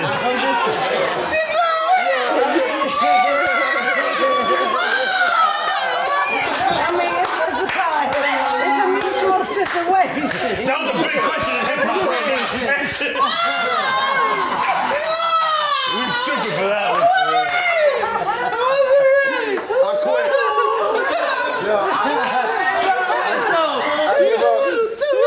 Hey, yo, listen, man. Big is happy. Big is happy. Yo, Big is happy. He's bugging right now. Like, yo, He got a horn right now. Big is a Gemini too, so it's like they. It don't have nothing to do with a Gemini. I'm not saying that. I'm just saying. He said Gemini season. I'm just like maybe so. You know? It's just some real shit. Like, okay, facts, super facts. Big facts. But now, D-Rock also. I seen him Salute to do the an shout interview. out to Rock. D-Rock, man. I seen D-Rock do an Rockefeller. interview, and he said he expressed the fact that he didn't want people to celebrate March 9th. He wanted people to celebrate Big's birthday. What day is Definitely. May 21st. that? May 21st. So he expressed that. He said March 9th. He really didn't like people A celebrating. lot of people do that, though. A lot of people feel that way, Let though. me say something. Okay. Okay, because in the movie, when you keep referring to the movie, you know that scene where, and we saw it in the press where people saw the people celebrating, but to understand like how real that was and on everything, like when you see Angela Bassett, and it was like when we rolled from, mind you, it wasn't just in Brooklyn. We rolled from Frank E. Campbell in the city through whatever area to JFK. What is that east side thing? What's that shit on the east side? Is that the JFK? FDR, JFK, FDR, you know what I'm talking about. And there was niggas in every building, whether it was a projects, whether it was an office building, they was in every window, like, and the look you saw on Angela Bassett, like, I was in the car with Miss Wallace. She really was sitting there. That's when she realized how she says fucking... Big her son. I saw it myself. Wow. I was in the car with her and I was so happy to, in that sad moment, see her realize how people fucked with her son. Like, it was crazy. God damn. That shit was crazy. She not, she don't know a lot about that. That shit was crazy. At that time, she didn't realize it. That was like, She drove didn't a witness. get She was very like. And I was in the car and I saw her like, not oh really, my God. We good, Miss Wallace. I mimic her. She, oh my God. They really love, like she, you tell her I'm doing hip hop, she would be like, what's hip hop? Like, she had no idea of just like how big he was to that extent, because that just wasn't her life. Right. She don't know nothing about the upbringing of what we came from, though. So she was very oblivious to, like, she never knew he hustled. Like, that scene in the movie where she, the shit was on the plate and she flushed it down, thinking it was baking soda, and that was it's crack. potatoes. Like, that's real. Yeah. Like, my nigga, that really, she not knowing that was work. He came in there pissed off, like, my mom just flushed down. That's my week. She just flushed down my work, and she didn't even know that. Like, that's just how oblivious she was to that lifestyle of it. To her, that was just like her Chris. Because he did all the shit she wanted her to do. He was smart, he went to school, he did all that. But, he did all the other extra shit. And to this day, she don't know about none of that shit. Well, she does now. Now, you know what I'm saying? Yeah. All right. But, like, I saw it. So it was, like, so crazy. That was just a great feeling to see. So, and this is probably the last question because I don't want to get too emotional with you guys. And you guys gave me way exactly what I wanted. But one thing that people ask me all the time is, I was very close to Pun. Pun was my guy. That's my guy, man. People always ask me, they say, yo, do you realize how special Pun was when Pun was here? And almost 8 times out of 10, I say, yeah. Because I actually did. I think he was as special as the people analyze not for the him same now. reason. No, I'm sorry. Right. But when he was alive, I knew who he was. Well, like, right. I knew. And even Pump was special to me just as a listener and a creative person. So. Right. And you had a personal relationship, so I know that's different. He's one of my best friends. But back to your question about was that related to Big? Right. Did I know he was special? Yes. I knew he was special just because of his spirit and how we connected. It wasn't so much. Yeah, okay. I ain't gonna lie. The first time we actually fucked. Okay, I wasn't ready. Not the first time we met, right? The first time we fucked. Like, No. I'm out. I'm gonna sit back here and wait for you. You ain't going no fucking way. Close your ears. Yo, my nigga. No. But I'm saying it just She's happens. She's not trying to give us. I wouldn't use that word. The first time we actually, consummated things, I guess. Not even consummate, because that's like more of a serious marriage. But the once first you time say fuck, you can't go back. Just fake But it. let me say, it was this bad boy party on Father's Day. That's how I always count back when people say we got married at 7 days. No, the fuck we didn't. We met like at this photo shoot, which was like after Mother's Day, which was like May. It might have been even after China's first birthday, which was April. That's how I know. And then he saw my pictures at the photo shoot, and he said, you coming to Puff's party? And he had a Father's Day party, which is in June, right? So that's how I know it was closer to 2 months. That's a fact. Yeah, just Right, do the it's best, coming up bro. soon, child. Yes. You understand? You're gonna get some gifts. Yeah, I'm trying to get Right. some.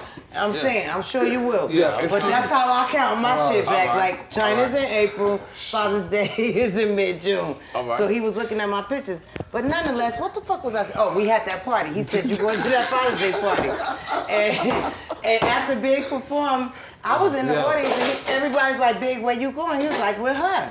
And he grabbed my hand and he went home with me that night and I fucked the shit out of him. And we got married like 4 months later. 4 weeks later. Make some noise.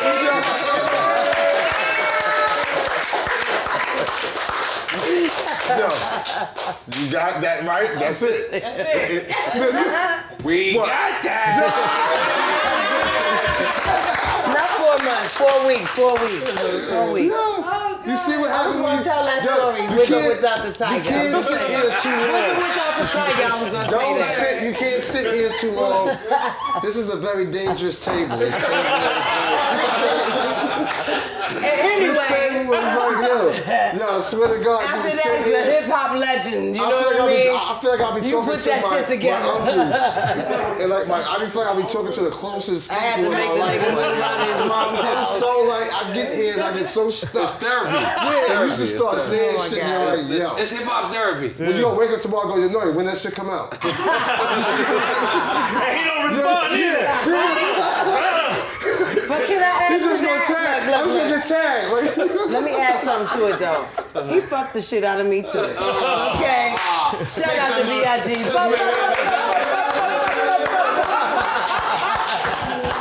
Let me ask you this. Yo, I'm about to gap. Let me ask you this. I knew that was coming. it's definitely coming. Let me ask you this. If Big would be here right now, what position would he be in hip hop? He'll be running shit.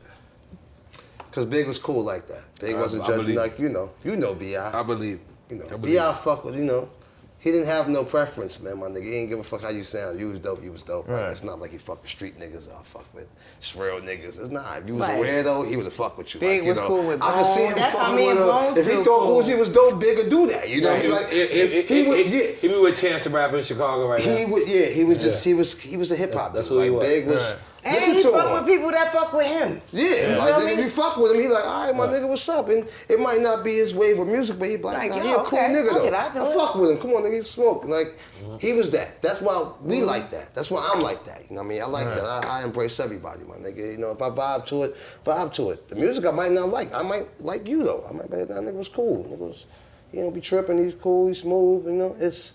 Cause that's how we came up, you know what I mean? It's just that's the vibe, you know what I mean? We used to see niggas and, you know, we was rappers, but I was fans of niggas too. You know what I mean? We see niggas like him in the tunnel. I'm like, niggas, that's N.O.R.E, nigga, T-O-N-Y. You know, cause these niggas that look like you, they come from where I come from. I can recognize them niggas from when I see them. Like, all right, that nigga from where we from. You know what I mean? And that's how we vibe. And look at this shit. This shit lasts 20 years strong. You know what I mean? Like, the new generation, you questioning them from 3 years on down. Like, you know what I'm saying?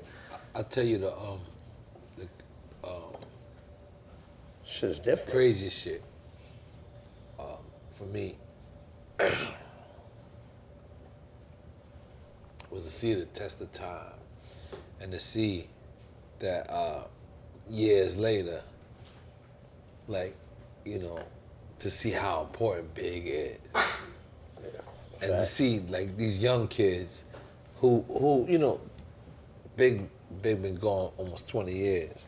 And they don't more than 20 years. You know, but I mean, you know, these young kids, they don't salute them, and to see the world just jump on them, I love that shit. Nah, that shit is like, I love when like a artist say, oh, well, Big is overrated. And it's like, yeah, little nigga, you were not there. Yeah. You're overrated now. You were not there, and you are not there. You're not even there. You're not even. You're not even there. So that shit bothers the like shit yo, out of me. expand your lifeline. Like it's really different, my nigga. We, you know, we could think what we want to think about us, my nigga, but we, you know, it's different. Like we just watched Anita Baker the other day. And, that's what I was about to say earlier. And I was my birthday. Yo, my dude, like I watched the whole crowd, like right. just react to her records, like. So different. Like certain records came on, you see people get out these seats, and I was just like, damn, how old is she? Like she kept saying, "I'm shit packed. This shit is like flooded." But I'm like, and you just want, dog. She was just like putting the mic out, just let. She people let the audience sing the whole, like that's what That's true. They sang the whole song, and she started it over and sang it. How long this new generation gonna last? Like. Are 50-year-old people gonna be in there like? They cut me off on T.O.N.Y. a long time ago. Come on, dog. No. You old nigga. Don't you be putting that mic out there like your shit is new. Nah, dog. But there's come on, five of us. T.O.N.Y. They and Y. But N.O., you got. Come on, my nigga. You know what I'm talking about. You got. No, come on, my nigga. I'm explaining. I'm explaining. Yeah, that's rough. Rough. Let me just tell you something, man. No, it's rough. Nah, it's rough. Come on, dog. Let me tell you something. I've rocked with you before. I seen shit. You 6 years of my life. Let me just tell you something. 6 years of my life. 6 years straight. From October to March, I had to be in Europe, right? Now, most people say, Europe, you fucking idiot. Europe is fantastic. Right. You're supposed to get that double money. But when you're forced to be there, and you don't want to be there, so you got to be with in France with Pepe Le Pew. It's very rough. This nigga smoking crack in the elevator. And he's saying crack is the shit. Big up to my nigga ETN. God damn it. Wow, yo, he's hard body. My nigga. Wow. But it's torture. Wow. Listen, when you don't want to be somewhere, it's torture. Like you. All right. Let's name a nice place in your life, right? Let's say the Hamptons. Hamptons, fantastic place. You know a white guy there named Fred, right? Let's just be real, right? Fred is fantastic, right? Fred is a great guy. Fred is a great guy. He lights fireworks before the 4th of July.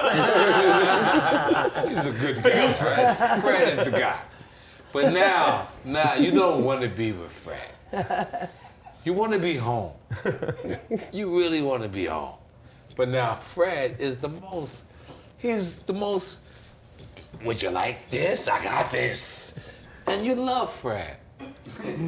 But Fred, I want to go home.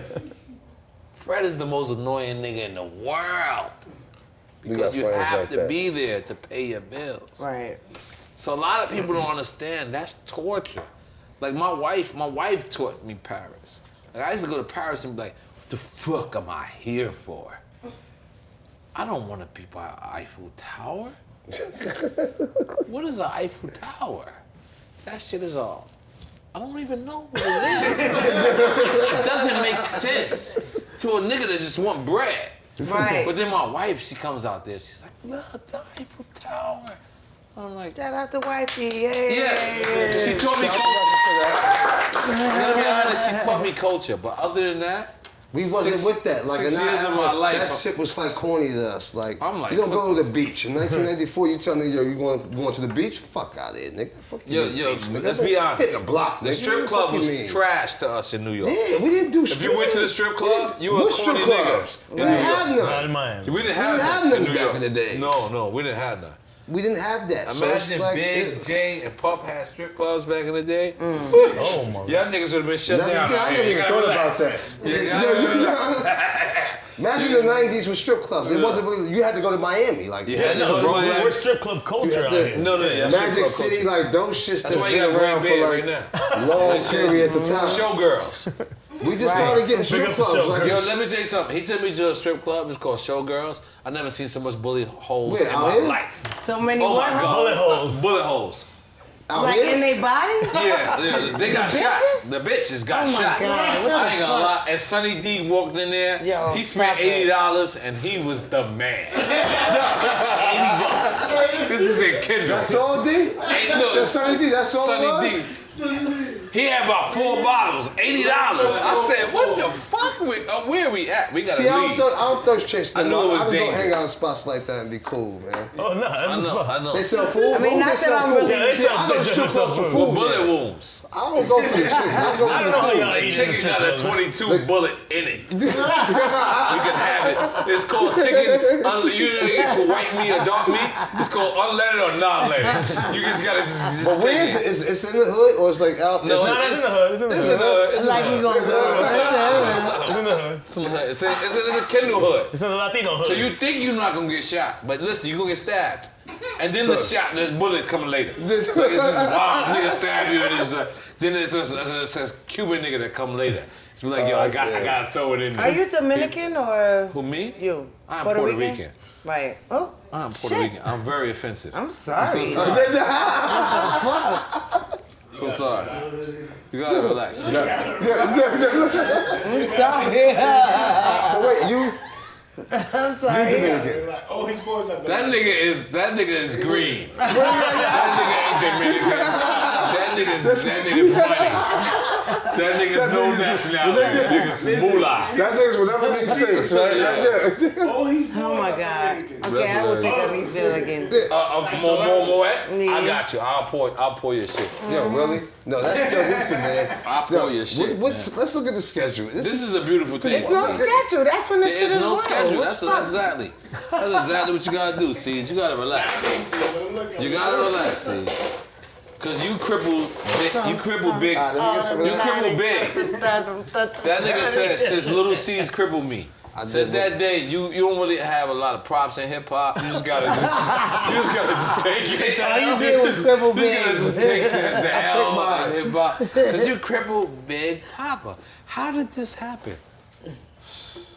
You was not supposed to be the driver. I shouldn't. He was the driver. Big didn't drive. But he was 14 years old though. No, not at that time. He was probably like 18, 17. I was 16. I was 16. No, you wasn't 17. 16. I was You were 17. He probably 17. should Yeah, have about been the 17. driver. Yeah, 17. Big never drove though. FYI, he didn't drive. That's fucked I up. didn't do nothing really wrong though. It was just a That's fucked why up I drive car. every now and then. I drive the Publix. I shouldn't have been driving They though. sandwiches are amazing. The subs. She's a Miamian. No, I lived in Atlanta for like 6 years. They got Is the Publix Publix in Atlanta? Yes. Oh shit, I did not know. And so I go to the Publix in Miami because I know about it from Atlanta. It's fantastic. It's amazing. Oh, it's amazing. The chicken wings are cool. I like the chicken the wings. chicken wings. But I like a veggie sub from Publix. Sounds like a French restaurant all of a The sudden. veggie sub, you said? Publix, a veggie sub with The cheese. veggie? Black olives? No, I don't like olives. All the things but this.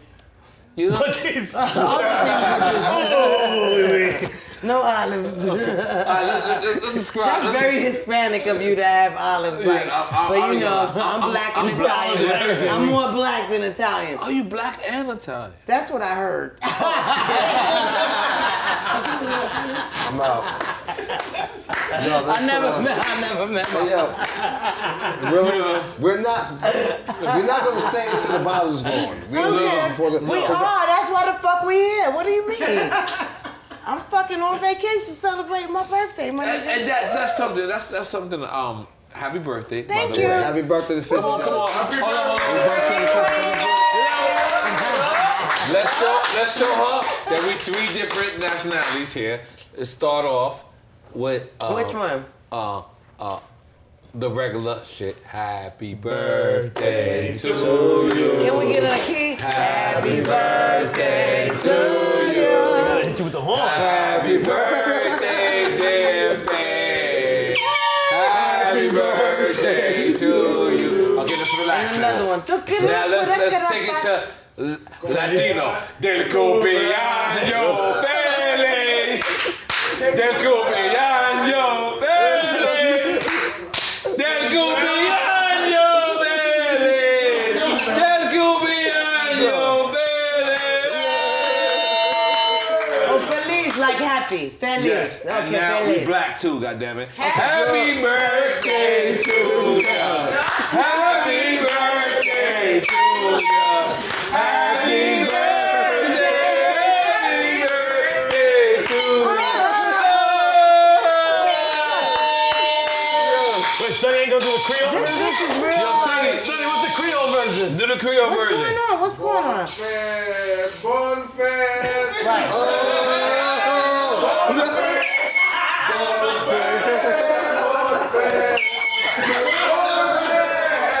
He sings that when he goes to Publix. Haitian. That's French. Okay. It's not as sexy, just throwing it out there. That's some Not as French sexy. shit. It's kind of sexy if your man is sexy, you know what I'm saying? If he cute to you and you love him and he's singing that shit to you, as a woman, you know, I'll be like, yo, my nigga, yo. You's the freshest motherfucker ever. I'm just saying, if I feel that way about you, then nigga, I'm all in. But if I'm not, then it's like, But that was real nice of you. Like, actually, thank you. Because we don't know what language that was. It was French Creole. Creole. French? Creole? Yes. Okay, that's what that Bon was? faire, you can tell faire. Bon, you know, that is French. You are language guy. That is French. You don't know these things like Well, you sound like rush hour right now. Well, I do these things all the time, you know? Yeah. You have to learn this part about my personality. One time you will have me on here, I will break this down for you and tell you all about how I am talking about this way. Oh, you But an for accent? now, I'm an accent person. oh, I am love very much accents. this person. You know Nacho Libre is my favorite. Oh my goodness. You ever watch Nacho Libre? Yes, the shit with the Mexican racia. Yes, the Mexican restaurant. He believes in science. I believe in science. Jack Black. So, Yeah, y'all really. I feel like we covered everything. Yep. Are you sure, well? No, Let's do it in French now. but I want to ask you one more time.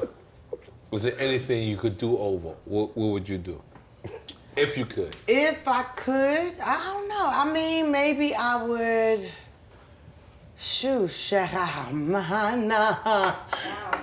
well, if I could do something over again, what would I do? Damn, I don't know. That's a hard question to put into one answer.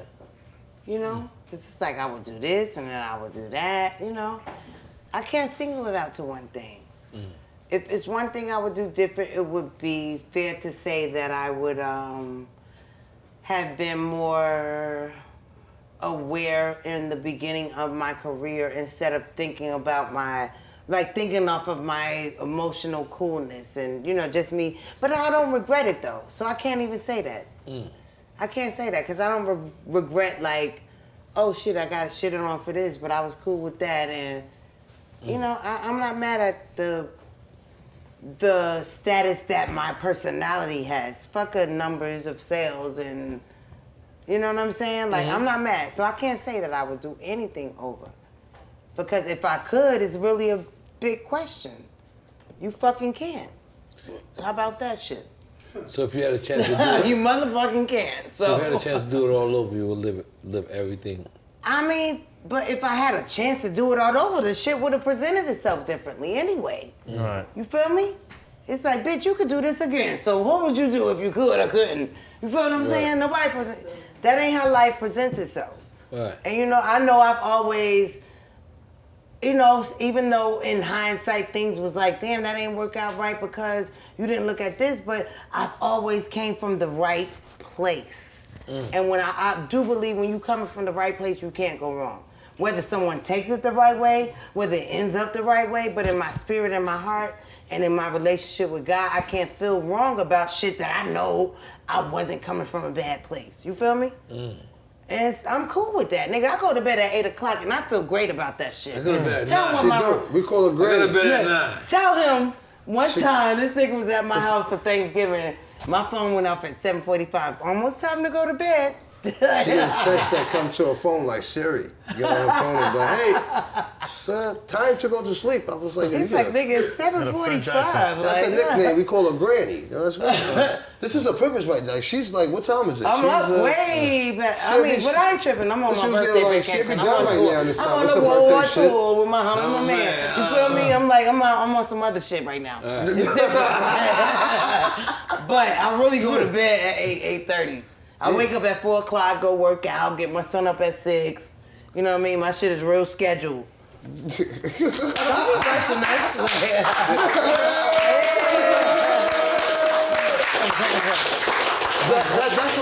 why I fuck with it like that. That's why everybody should fuck with it. This is normal shit. Like we get up and she like, yo, I'm gonna do my birthday here and get a flight, nigga. It's like, all right, let me see what I can find real quick. Who you going out there with? Fedora. I'm like, nobody. I'm just gonna be out there. See what I can do. Oh, okay, let's fuck with N.O.R.E. and them. Like, I'm just out here. Miami, I don't really do this often. Granny be in the bed. And it's her birthday, so she wanted to hang. I'm gonna hang out for 2 weeks. Fuck it. I'm not gonna lie. I'm gonna use the bathroom. I'm gonna take a. I'm gonna take a shot. I'm gonna take a shot. Well, thank you, for your birthday. Thank you. I'm not leaving. Let me tell y'all something.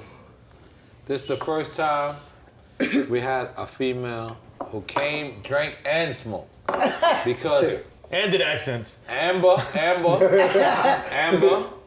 our sister, came, only drank. Right. Trina came, only drank. Angela Lee came, only drank.